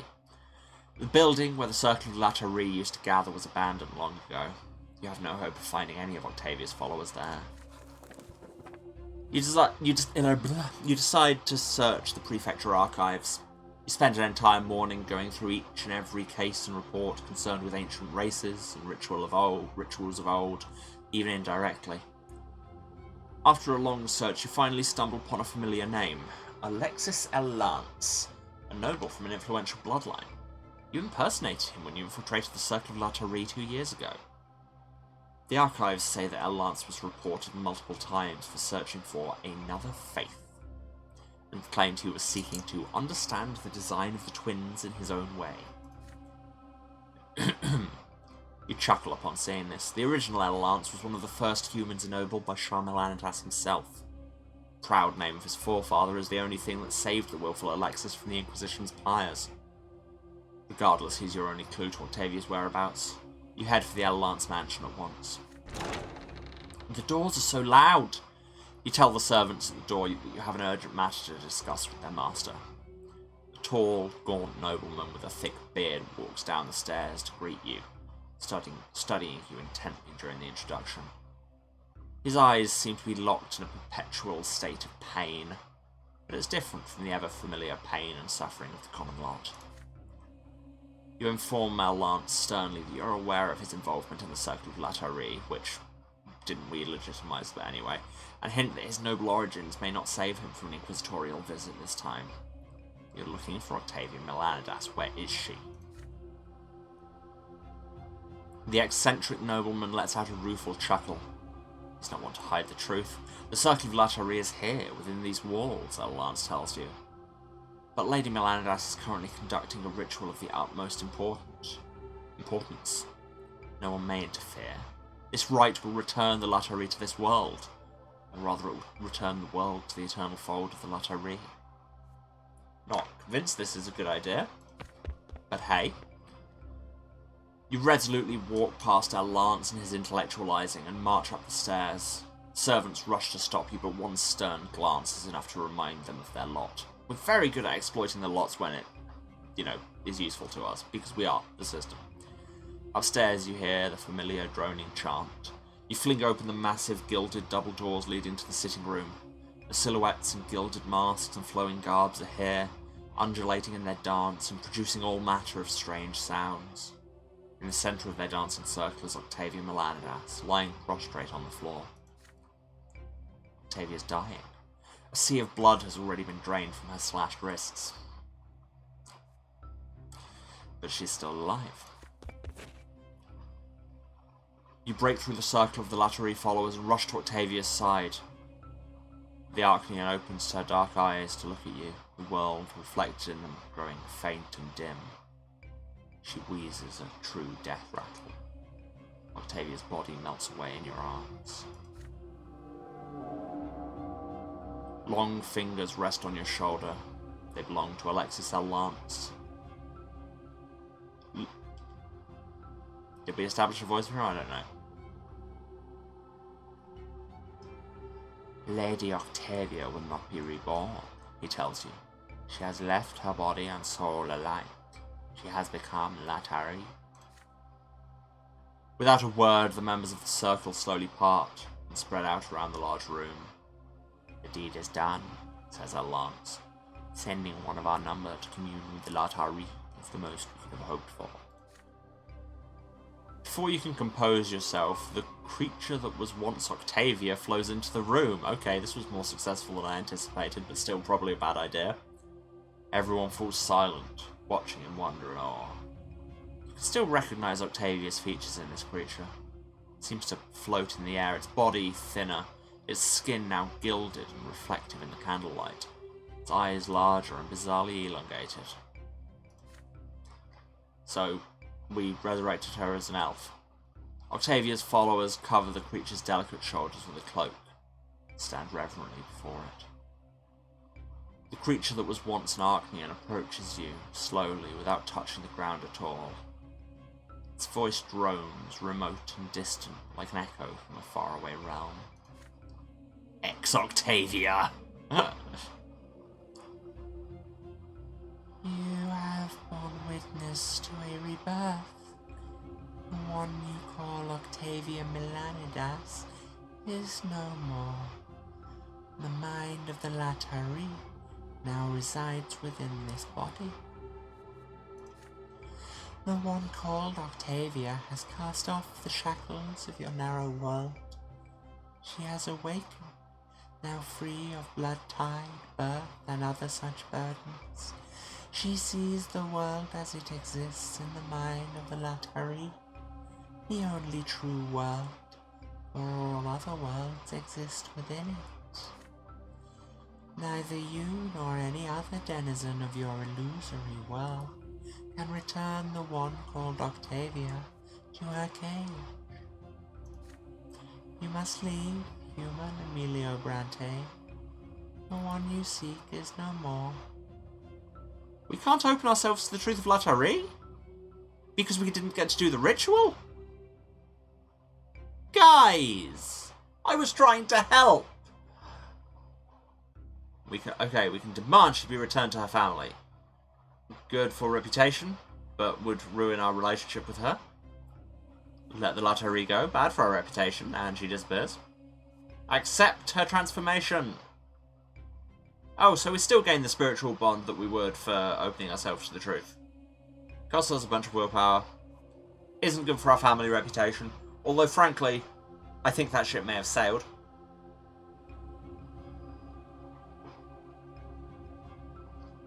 And, you know, we can have our girlfriend be an alien zombie elf. I mean, were you watching my last stream? Of course I'm going to click this. More games should have an accept your beloved's transformation prompt. Because, you know, happens more than you might think. The creature that was once Octavia Melanidas turns away and slowly departs as though swimming through invisible water. You shake off your amazement at witnessing this incredible creature. You tell yourself again and again that this is still Octavia, your beloved. With determination, you hurry after the creature and put your hand on its shoulder. Its body is so delicate now, so fragile, that you fear to shatter it with a single touch. The gaze of its abyssal, almond-shaped eyes is utterly inhuman.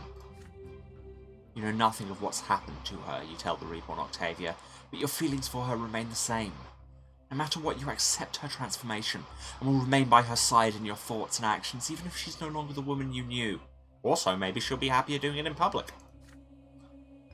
The creature that calls itself Latari reacts with a shadow of a smile that reminds you of the old Octavia. She would be glad to hear that. We thank you, Emilio Brante. The one called Octavia's feelings for you are strong. She will remember you and leave a place for you in this illusory world until it burns away in the flames of her mind. Excuse me.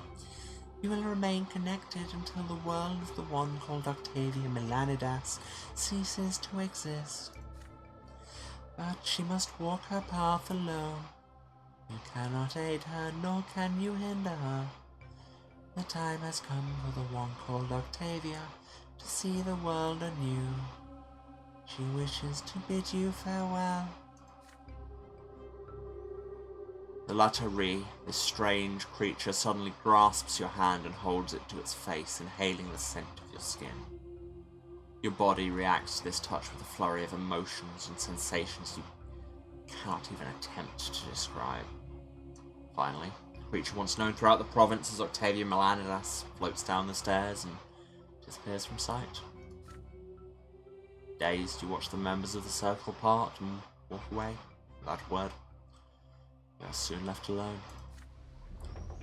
As soon as you recover from this experience, you head to Castle Serpenwerda.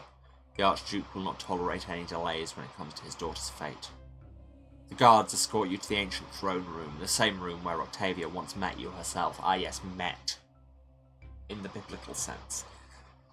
On the throne sits the Archduke, sullen and dour. His face resembles that of a bird of prey.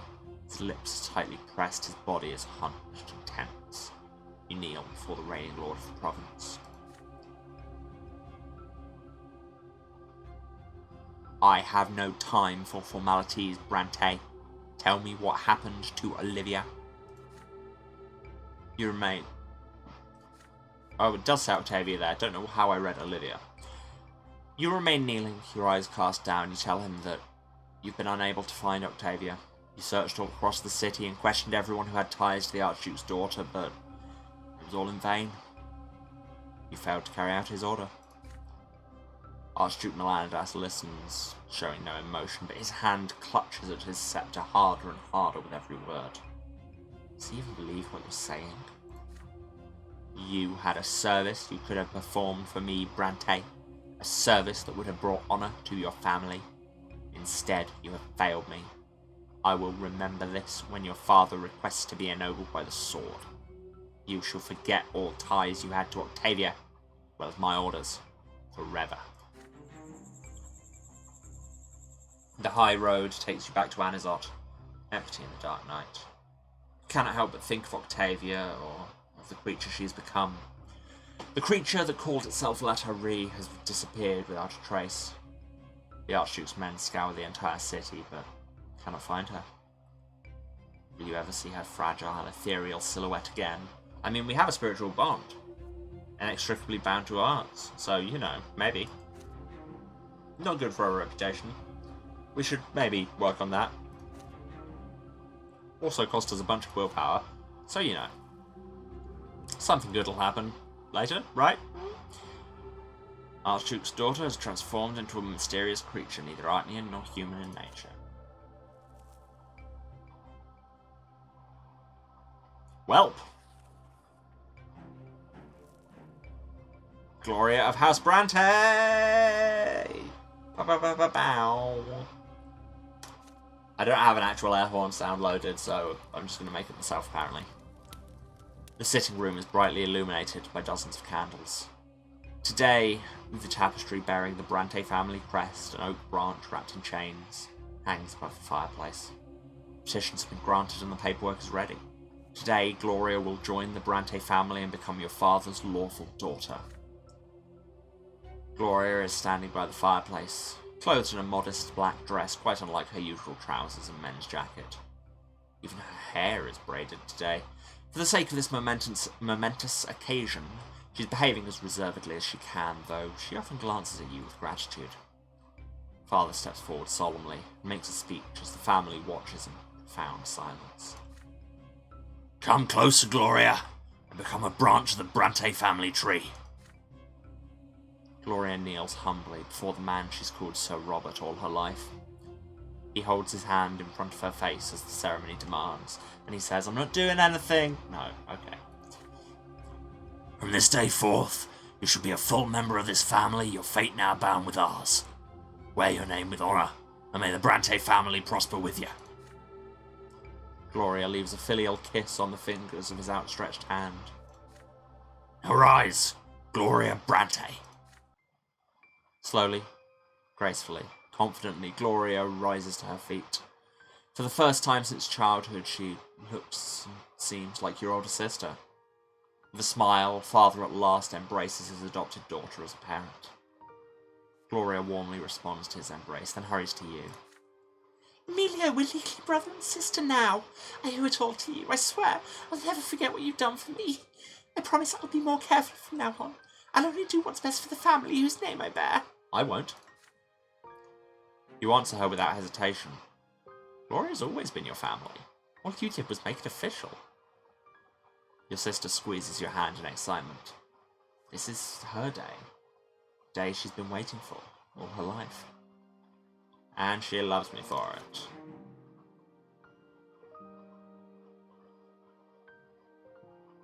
Excuse me?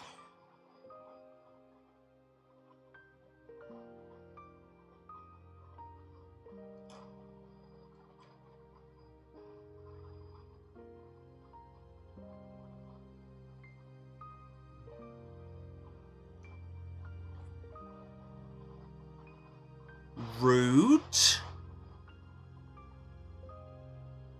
What's the point of the default setting being showing you the consequences of your actions, if they will then have extra secret consequences?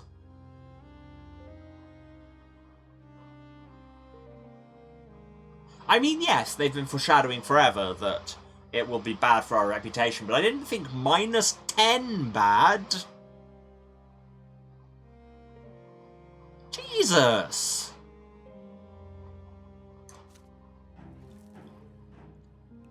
Event certainly has happened.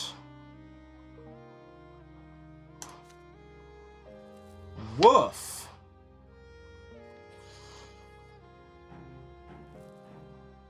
Oh, the Mark of Dishonor now. Great.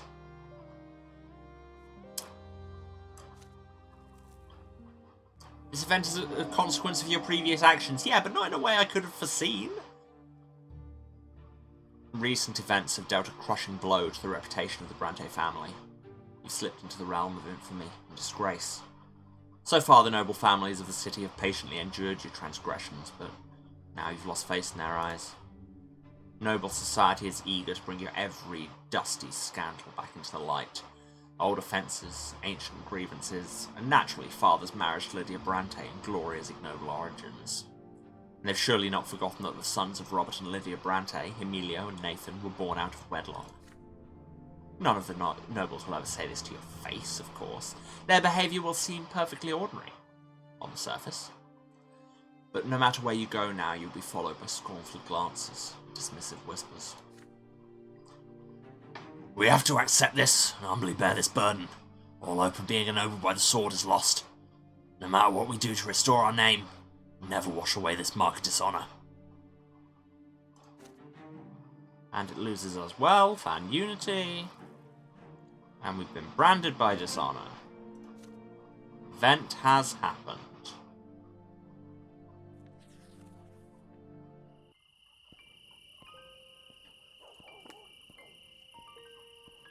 Okay. So we've still got... I'm just checking what this has changed for us, because we've still got the opportunity to have him sentenced. Or to cause a revolution. We can't do Court of Honour, because we have been branded by dishonour. But that's fine, we didn't want to. So we can never be ennobled by the sword. which means I can't become the heir to the family.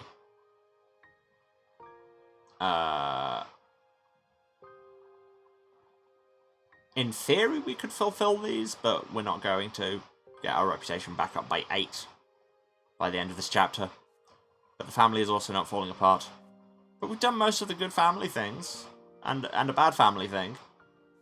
Max out wealth, max out reputation. Oh, but we can't max out our reputation because we were branded by dishonor. Like, we can max it out, but it still won't give us that.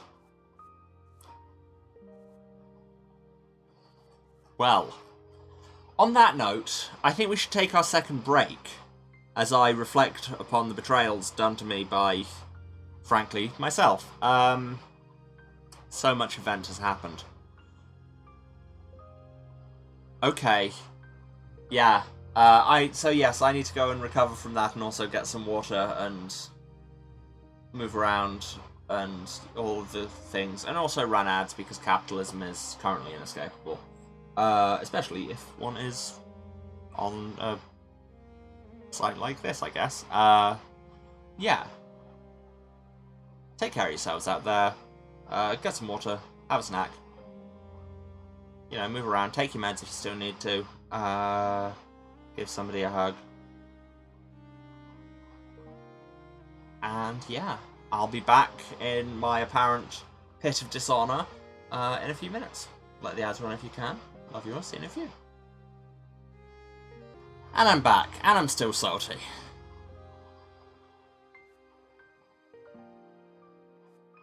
Can't believe that.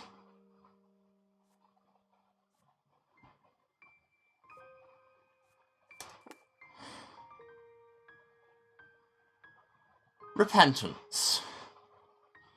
What, the game's gonna look for some forgiveness? The last few months have been marked by a welcome absence of quarrelling at the Brante estate. Your only concern these days is the price you've had to pay for this peace, right? Today you come home late, wrung dry after a day of work and worry. Everyone's sound asleep. You're making your way to your bedroom when you hear a suspicious noise coming from Father's study. It's too late for Father to be working. Also, we just said everyone was sound asleep. You go to the door of the study, trying to tread softly and turn the knob. The room is brightly lit by the moon. You recognise your brother's clumsy silhouette above Father's desk in the moonlight. Nathan hears you come in and leaps to the side in fear. You see something glinting in his hands.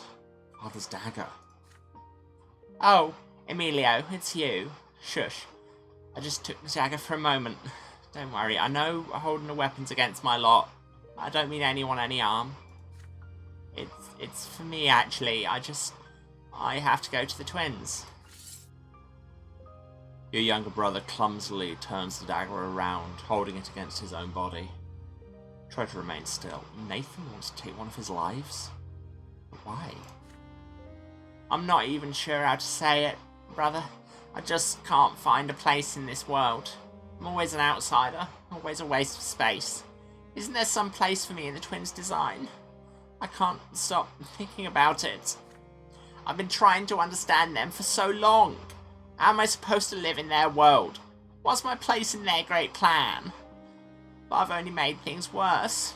I meddled with the Markian sect, defied and rejected my lot, indulged in vice, but I found nothing there.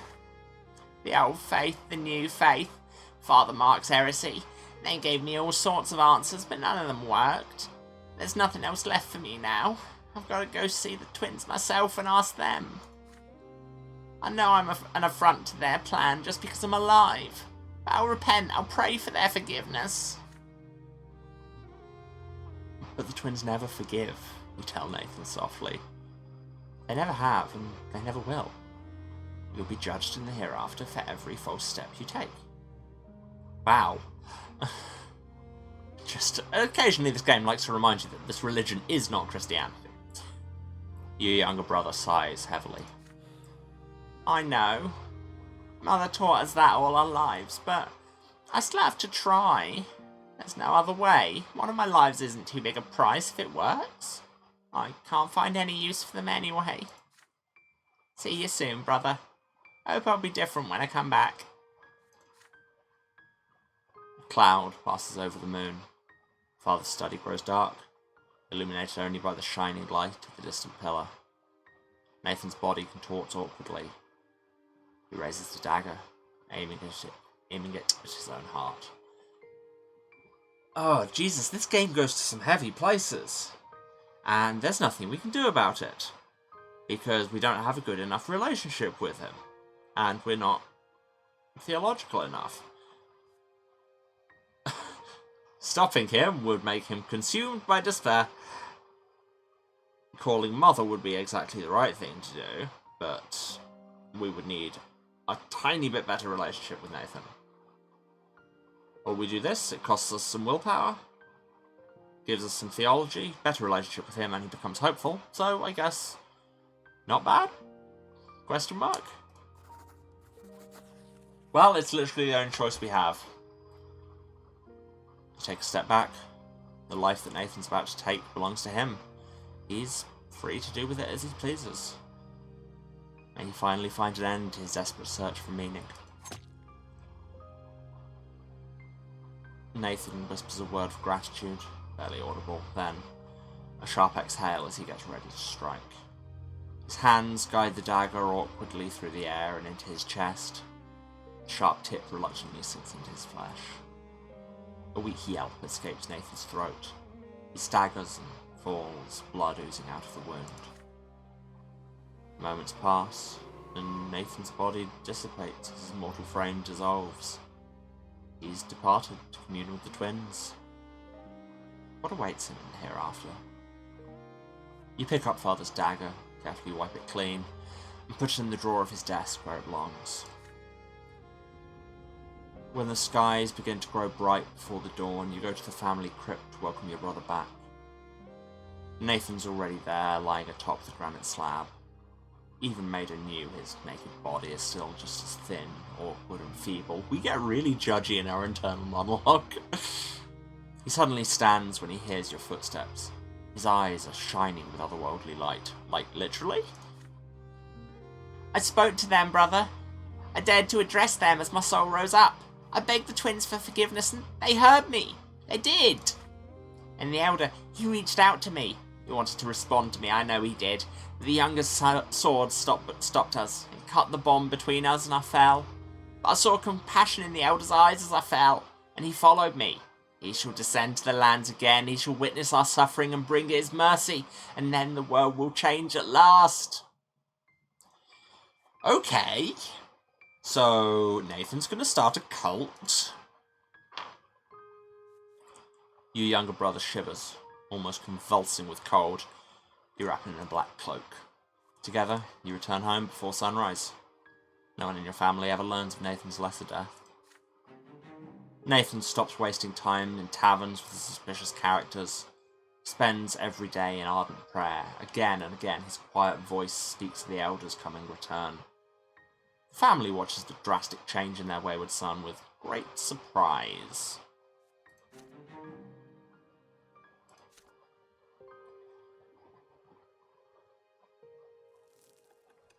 Oh, we finished 1144, in which so many events have happened.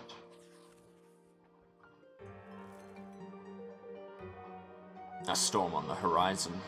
For over a year now, Anizot has been steadily simmering with unrest, like a soup pot over a well-stocked flame. Well-stoked, even. Different thing. Commoners flock to the squares in droves. Some of them even do it on foot. Old joke. The mobs grow bolder, demanding new freedoms and protection under the law. The last straw insurgents commit brazen acts, hoping to overthrow the authorities. The noble gentry insisted that every mob be dispersed by force. They're ready to fight for their ancient privilege, sword in hand. In spite of this enormous pressure, Overseer Gaius Tempest remains highly reluctant to allow any bloodshed. But the common people are already too desperate. Even the age-old fear of the nobility's might is barely enough to keep them in check. More and more people are rejecting the lot, converting to the new faith. Not to mention other, stranger, more esoteric teachings and beliefs. Well, I mean, we've seen one of those be just literally true and functional, so... New secret societies and clandestine gatherings appear every day. Printed pamphlets litter the streets. Yet no one's rushing to subdue the citizens or punish the city. For now. Father Leonard has transformed the Temple of the Silver Tree into a new believer stronghold. He's no longer afraid to break the ban on preaching the new faith. His sermons now openly challenge the old faith. God, what did he sound like? That was weeks ago. It seems the Church of the Twins is unable to recognise its great mistake. The lots must be abandoned as relics of the past. The Twins granted everyone the freedom to choose their own path in this world, and I will not stop until this freedom is recognised throughout the Empire. The next Patriarch of Magra must be chosen by the parish, not the clergy. This is the will of the Twins, and it must be ours as well. Lannet intends to amend the old order of the Church and become Patriarch. His opponents, however, are beset by internal struggle and strife. The Inquisition is fighting a myriad of heresies, more of which appear every day. Not even the highest ranks of the faith are free from suspicion. The new faith, meanwhile, is steadily growing in numbers. People no longer fear being damned to the foot of the pillar for rejecting the divine design. The streets are restless and dangerous. Minds and souls are beset by confusion. The authorities argue and bicker among themselves. Conspiracies plague the city. Time marches on, and the change is coming. It cannot be stopped. Can you find a way to guide it in the right direction? The weight of a new age now rests upon your shoulders. Church is still in schism, but very much swinging towards the new faith. A family matter. For over a year now, Anizot has been slowly simmering with unrest, as you'll know by the bit where we just described this. The feud between the estates, between the old faith and the new, between the law of the Empire and noble traditions. Tensions are at an all-time high, waiting for the slightest spark to catch fire. Burn. Even your family's affairs have been affected by the growing unrest. It's during these troubled times that the future of your family will be decided. Father shakes you awake early in the morning. He's excited, clutching a letter bearing the imperial seal of the Tempest dynasty. Wake up, son. Come to the sitting room. A letter has come from Overseer Gaius Tempest. He gingerly breaks the seal and unfolds the missive. To the Honourable Brante family, I, Gaius of the Tempest dynasty, Overseer of the province of Magra, have given due consideration to your petition to have your bloodline ennobled by the sword. You are expected in 1 week at Castle Enery, as are all petitioners for the sword, where you shall hear my decision firsthand. I mean, I can tell you what it's going to be. After finishing the letter, Father turns to you. He looks fatigued. Well, son, it's time for us to be honest with each other about our family. What do you have to say about this? Where do we, the Brantes, stand after so many years? What hopes do we have for the future of this family? The past 7 years have been marked by many life-changing events. The rare joys, the frequent fights, the arguments, the attempts at peace, the losses. Sometimes you've managed to change their minds, and sometimes you've not. But your decisions have made you realise what matters most to you. The future of the Brante family must be decided here and now. Well, we have one choice unlocked. So becoming nobles of the sword, we would need much more reputation and to not be branded by dishonour, you know. We would need to be that, and also rich, and also really rich, to become members of the Overseer's entourage. Our unity would have to be 2 or less to break up the family.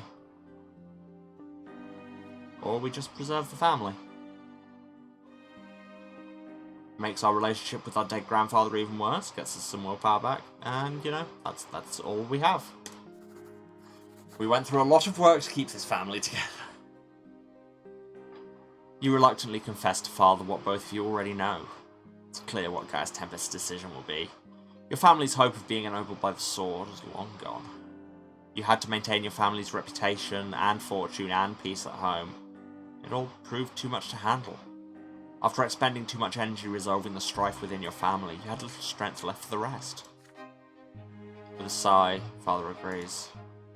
You're right, my son. We couldn't weather the storm that came upon us. Who could even hope for a hereditary title after that? I can only imagine how your grandfather must be raging in the hereafter. Well, the fun thing about that is he's dead. The Brante Patriarch easily considers what comes next. But Our family is still together, still whole. Pains me to think that there were so many losses that could have been prevented. I must confess, at one point I even feared there might be nothing of us left. But we're still a family. Very well. We'll abandon the pursuit of the nobility of the sword for our descendants, and tend to the Brante family itself. Also, in theory, our later generations could still get the sword. I mean, it's unlikely, what with the whole branded by dishonor thing, but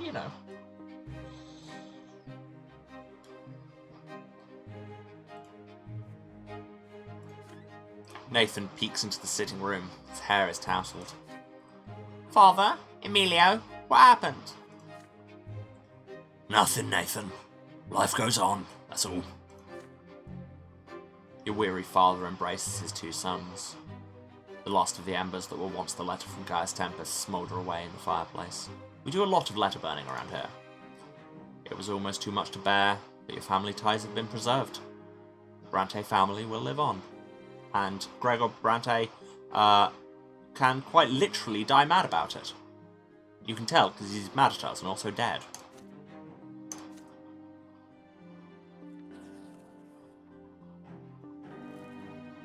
Consequence for your previous actions. Justice at least 7 made a deal with Egmont, the smell of gunpowder. Ah, that was what the deal with Egmont was, yes. Legalizing gunpowder in mining. Jesus Christ, game, can you stop doing that? Can I turn it down even further? All of Anazot has been rocked by a gunpowder explosion. Its victims were Legion officers in charge of a punitive battalion. For some years now they've been using force to collect the Archduke's tax from villagers that refused to pay. Common folk remember their cruelty well. Now the tables have turned. A tavern called the Three Fowlery, the favourite drinking hole of the Legion officers, was blown up by a huge charge of gunpowder. Everyone in the tavern was killed. A number of people living in nearby homes were also injured. The reborn officers reported that they were blown up by an ordinary lowborn girl. Before lowering her torch to the fuse, the girl cried out that now the nobles would pay for their crimes with their lives. The powder will make us all equals! Those were her last words. The Legion has been brought to combat readiness. Commander Otten plans to punish the criminals' entire home district. But the nobles of Anazot are nervous. No military training, no armour can protect them from a sudden gunpowder explosion. The city remembers that you were the one who made gunpowder available for silver mining. But now barrels of gunpowder are somehow being delivered to rebels rather than the mines. Never before have the lowborn had such a dangerous weapon at their disposal. Order goes down. Justice goes up a bunch. Cool, I guess we're not having a trial. Reign of Terror time, baby! Prisoners. Is a consequence of all of that same thing, okay. You walk down the cold steps to the prefecture dungeon. The damp air makes it hard to breathe. You were urgently summoned here after the explosion at the Three Fowlery. The gendarmes have captured the perpetrator, a lowborn girl. Soon, people from the secret chancellery will be here. Their institution handles riots and crimes against imperial authority. The worst of it is that gunpowder is involved, and you were the one who succumbed to Mayor Egmont's entreaties and authorised the use of gunpowder in the silver mines. We need to get to the bottom of this before the secret chancellery comes after you. I mean, they've already threatened to at least once, so come at me. Behind the bars of the cell, you see Alida Siren, an unremarkable girl just like any other from the Brass District. She glances up at you suspiciously from under her long bangs and chuckles. Yeah, I blew him up. Not going to deny it, let alone beg for mercy. I know nobles haven't got any anyway. My sister taught me that when she was hanged for making a peaceful speech in the capital. You send the gendarme away. You need to interrogate the culprit one-on-one. Having made sure you're alone, you ask Alida where she got the gunpowder. She smirks, looking at you defiantly. This is just the beginning. We're the last straw. We're going to destroy the old order, reduce it to nothing. We've got weapons, we've got gunpowder. We aren't helpless anymore. You're interrupted by loud footsteps down the hall, accompanied by angry shouts. You have to hold your tongue. The gendarme pushed another prisoner into the adjacent cell. Your heart skips a beat when you recognize him. Is it Nathan?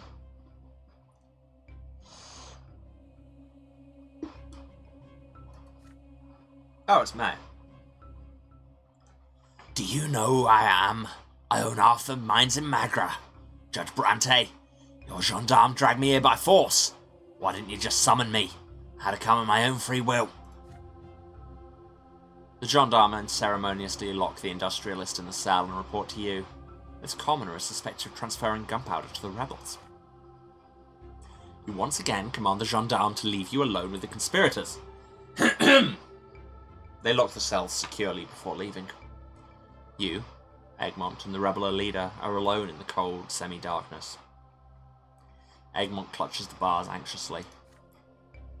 Now, see, I'm accused of orchestrating the explosion at the Three Fowlery. Come closer, Brante. Your life's in as much peril as mine. You take a step forward, approaching the bars. You feel the imprisoned industrialist's heavy breath on your face. I'll cut right to the chase, Brante. Yes, with your help, we put the gunpowder to good use.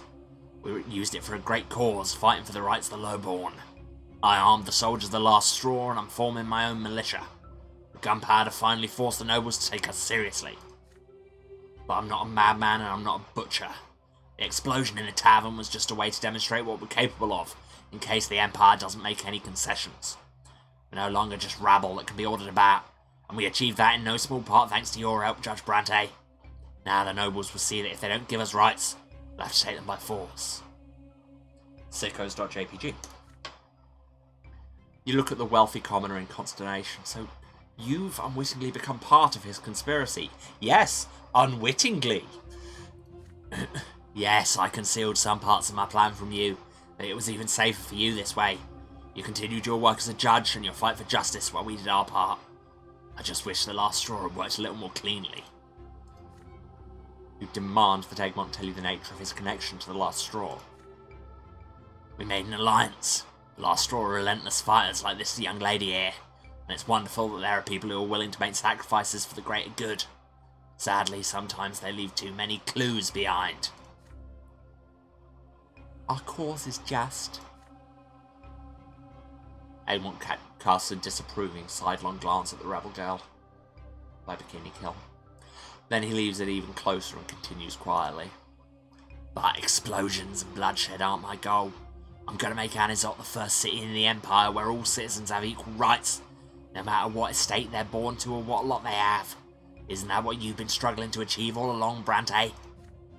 Do you think this is just some fantasy? We're one step away from taking power in the city and imposing our conditions on the Overseer and the Archduke. Time is running out. Soon the secret chancellery will take us and then our cause is doomed. Unfortunately, you'll go down with us, my friend. We're in this together since you gave us the gunpowder. Let's not let that happen. Not now. Not when we're so close to sparking a genuine uprising. You don't betray your emotions to Egmont. Your face is thoroughly concealed by the shadows. Let us both out of the cage, me and the girl from the last straw. Help us escape. I'll make sure you're clear of any suspicion. It'll seem like we broke out on our own. The secret chancellery will be busy hunting us down and they'll leave you alone. Meanwhile, we'll finish our preparations and strike first. You've already picked a side, Emilio Brante. Now's not the time to change it. Help me escape and you'll be one of the heroes of the uprising. If you betray me, you'll be one of its first victims. Hurry! So, that would lead to all kinds of bad things if we didn't help them escape. Or we do help them escape, we die, but we get wealth. Egmont will be leading a revolt. It'll be bad for our career, but we built up a little buffer of that. We've got all these deaths for a reason. Got all these lives for a reason, in fact. We've got the deaths because we keep clicking things that will give us deaths.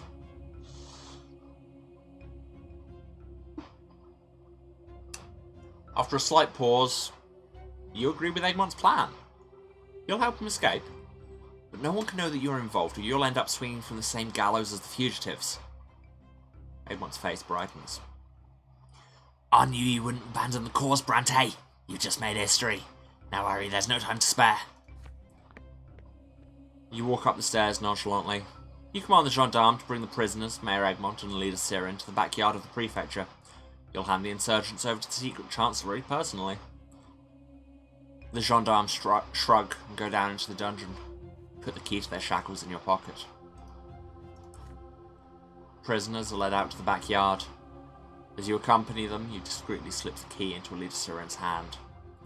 You find yourself in the empty yard behind the prefecture. But the gendarme continues to stand guard. They're in no hurry to leave the prisoners alone. Before you can say anything, Leader Siren suddenly waves her arms, now free of the shackles. The gendarme rushes towards the criminal, but she leaps behind you and wraps the chain with which she had been shackled around your neck. The rebel's thin arms are shockingly strong. The chain digs into your neck. You open your mouth helplessly, gasping for air. The gendarme, stupefied, do not risk coming nearer. Meanwhile, Mayor Egmont shakes off his shackles as well. Don't move, or the judge gets it. The gendarme frees in hesitation. The leader drags you along with her, retreating toward the street. The world's going dark before your eyes. You cannot breathe. Egmont moves after you and quickly whispers in your ear. As promised, you're free of suspicion. See you in the new world, Citizen Brante. The chain tightens around your neck. Convulsions overtake you. You double over, trying to grab your neck, but to no avail. Then the light in your eyes abruptly winks out. Surely at that point, our usefulness as a human shield is gone. Because we would, dissolve. Back into the full-screen Deathland. You're surrounded by an immense grey void. That's different. There's nothing but shadows around you. The spectres of your decisions, the spawn of your personal will. You see before you all your victories and defeats, all your errors and hopes. Another shadow comes to life by your side. As you gaze at these elusive, moving silhouettes, you recognize your last action. This is the death you chose to face, knowing what fate was to befall you. This is the decision you made. The shadows keep spinning and dancing around you, the footprints of every step you've taken since the day you were born. A colossal figure looms over them all. Your future true death. You can no longer deny its imminence. It's always been there, waiting for you. Now you're only one step away from it. But you'll take this step yourself. The familiar gigantic figures of the twin gods appear from the void to meet you. They effortlessly lift your tiny soul and hold it in their hands. You've always been in the twin gods' hands. Their will created you. The elder did not grant you his love, he forced it into you. The younger shaped you according to his law without giving you a choice. An enormous whirlwind arises in the void. The twin gods release you into it, and the torrent of an unfathomable will whisks you away. You're merely a minuscule particle of this universal tide. This will is the sole determiner of all events, past, present, and future. Your puny actions and choices are nothing in the face of the force this torrent harbours. You whirl in the cosmic vortex of the twin god's will until it casts you out. You careen back down to your earthly life. It's only now that you regain your ability to act. You see all the wills of the universe intertwined in a perpetual struggle against one another. Which will you follow? So, the will of the elder, the will of the god who brings love to the world. The younger, the will of the god who imposed law upon the world. Earthly power, you abide by the worldly manifestation of the law and the will of the authorities. Blood tide, you obey the will of your ancestors and your family legacy. The will of history, history has a will of its own, you must assume the position that was assigned to you by this will. Or your own will. I mean, again, we're playing this as some kind of angry existentialist, so, I mean, I say that as though that's not just me.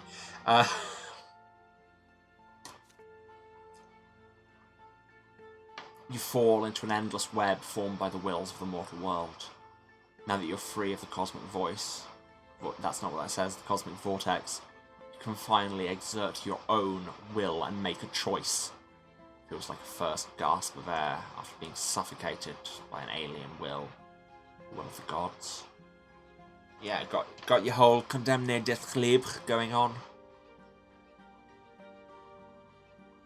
Living by other people's will, is rarely going to lead to good.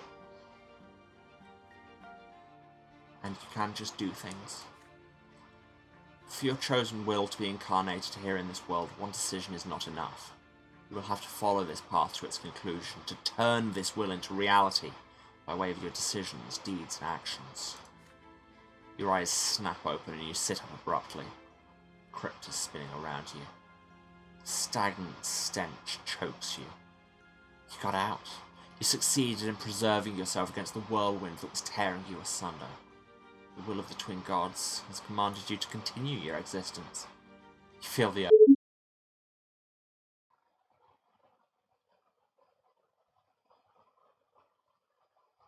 Are we back? I think we're back.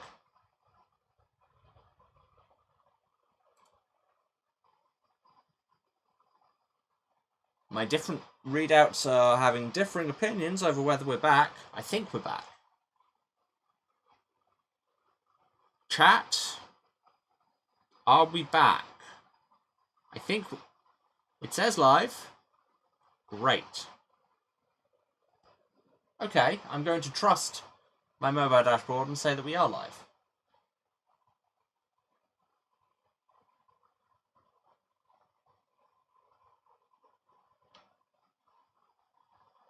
And yet my stream manager is not saying this.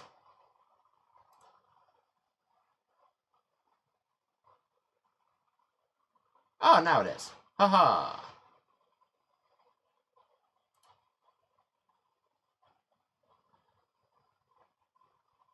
Okay. Well, let's carry on with this scene, shall we?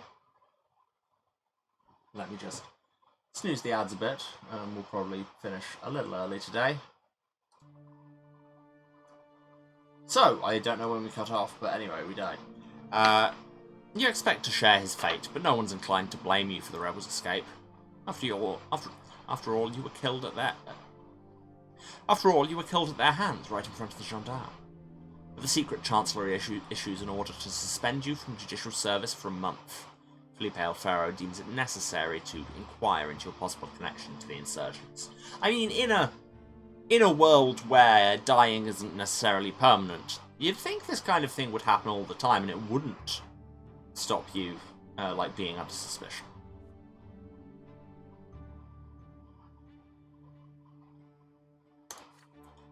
But no direct evidence can be found, not even by the secret chancellery's best sleuths. Egmont was not lying. He's done his best to keep you out of the line of fire. You regain your position, but your reputation's tarnished. After a long while, you return to your office. Through the window of your carriage, you see the streets you've known since you were a child. You cannot recognize your own city. Commoners no longer cower by the walls, but stroll right in the middle of the streets. Many of them carry axes or clubs on their belts. Noble conveyances try to get behind the tall fences of the mansions as soon as they can. There are gatherings, sermons, and furious cries on every street corner. Mayor Egmont was right. The city is one step away from an uprising. Or perhaps that step was taken the day you freed the conspirators. We had space in our career. I don't know why that's put our wealth up. But we have died thrice, which is not ideal. More like ideal. That doesn't really work. Broken chains. Oh, we're coming to the end of the chapter then, because I think that was... So much for doing the whole court of law thing. Revolution time. With great unease, you peer out the window of your office at the street below. Otton's case has been put aside, unfinished. You spent several years of your life preparing for that trial. But it's too late to decide the fate of a single Arknian now. Through your advocacy and protection, the common people have grown bold and are now ready to take justice into their own hands. The age of nobles governing commoners is no more. A large mob has gathered in the square in front of the prefecture, and many of the lowborn are waving clubs and hatchets.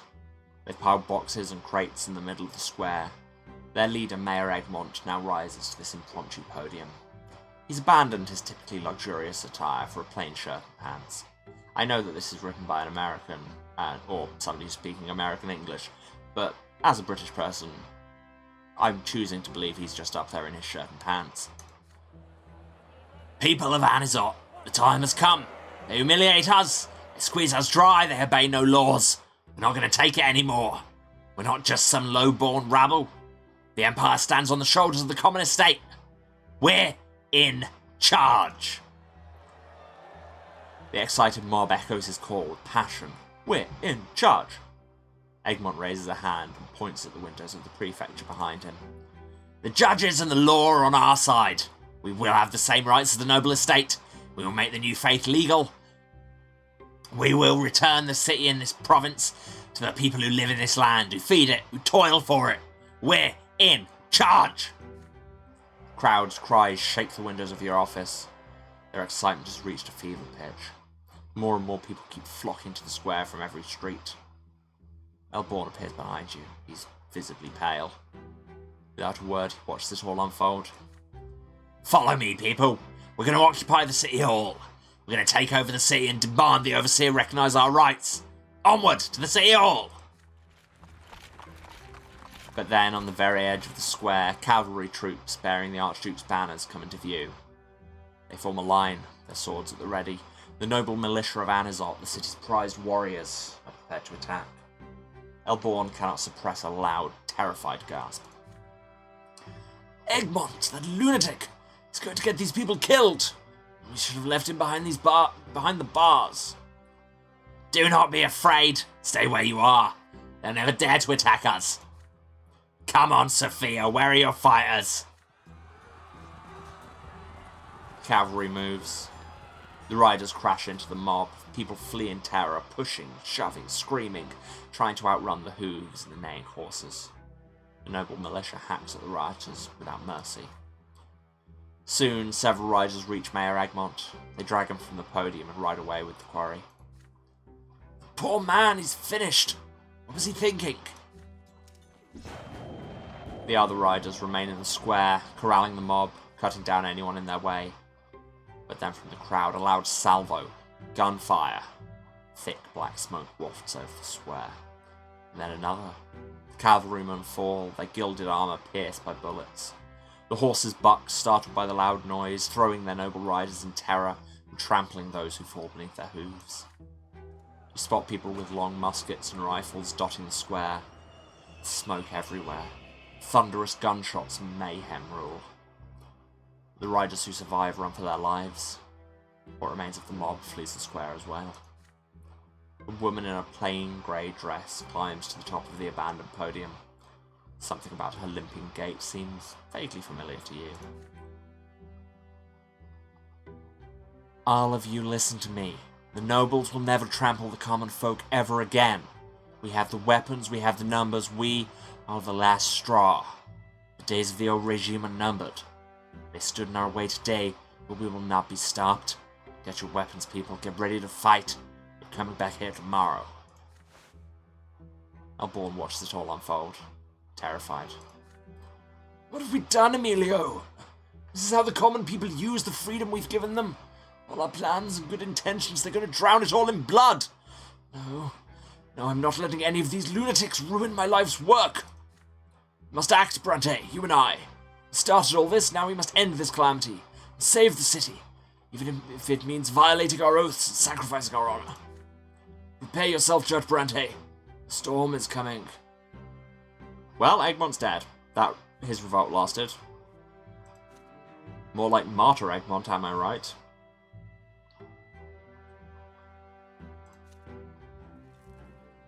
Event has happened.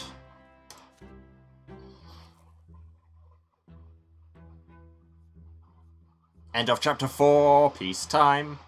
Peaceful years are over. The storm of the revolt is brewing in Anizot. Tomorrow will be the day when you will reap the harvest of all your deeds during these 8 years. I mean, they weren't that peaceful. Continue, I guess.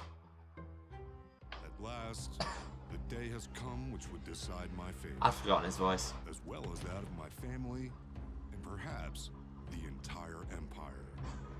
The Very day funny to me. Of the revolt.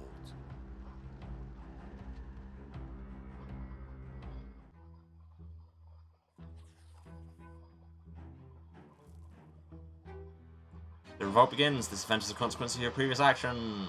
Yay.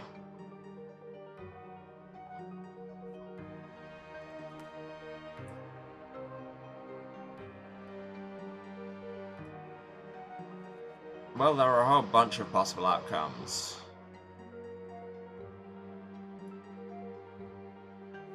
A lot of which we are probably already out of. But you know what? Since we had the end of that chapter and we've had some internet troubles as well. Oh, we now have the revolt. Our side is not chosen. Ooh, there are lots of sliders now. Well, we'll look through all of these later. And by later, I mean next time. Let's go. Yeah, we're finishing a little bit early, but, you know, end of the chapter. It's been dramatic. The internet died. All these are good reasons. So I think it's just time to wrap up. Thanks, everyone, for watching. Thanks if you stayed to the end. Genuinely means a lot, especially through all of these internet troubles.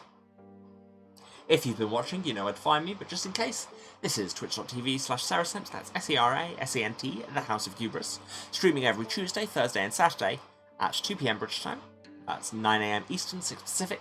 Other time zones are available, but you'll have to do the maths. Or hey, if you don't want to do the maths, why not give us a follow and get notified whenever I'm around. If you do miss anything, you can go to the Twitch channel. VODs are there for 8 weeks after the fact. For everything else, you can go to the YouTube. Link is down there. It says YouTube or VOD archive or something like that. One day I might check, but I won't. Where you can find everything going back to the very start of the channel. That's like 2.5 years now, which is still just wild to me. We've played lots of games, so you should find something you like. And hey, if you don't, maybe let us know what you would. While we're there, why not subscribe? Doesn't cost you anything and gets you hot, fresh VODs in your inbox every Tuesday, Thursday, and Saturday. Your inbox, your subscription feed, that's what it's called on YouTube. Oh, and if you can't see the link, then it's youtube.com/@houseofhubris. Oh, now the CPU chug happens. Well, screw you, CPU, I'm done anyway. If you want to find me elsewhere on the internet, like if I have any more contests to run, or just memes and stuff to post and shouting about politics, again, link is down there to the Twitter, it says Twitter, or that's Twitter @House of Hubris. Yes, I'm still on Twitter, for my sins. Yeah, I don't think I have anything else big to announce at the minute. Just keep an eye on that. Maybe go and check out Transthologies, because an episode I'm in just dropped the other day. It's good, and they've got a crowdfund running all this month. So, you know, for Pride Month, why not give your stuff to... Not your stuff, just your money. We will not take your stuff. To an indie podcast entirely created and... created, produced, acted in, everything, by trans people. It's real good. And so that's at Transthologies, TRANTHOLOGIES. Or just look for the bit where I retweeted it the other day and called myself hot. So yeah, I think that is actually everything. We'll be back next time with part 7 of Brante, where the revolution happens, and I have no idea how long the revolt section is going to be, given that it's all just consequences. I don't know. We shall see. Although we've got that whole State of the Rebellion screen now, so maybe. Yeah. I don't know. It'll be what it'll be, but we'll be back with it. I hope you will too, and I'll see you there. So until Thursday, bye-bye.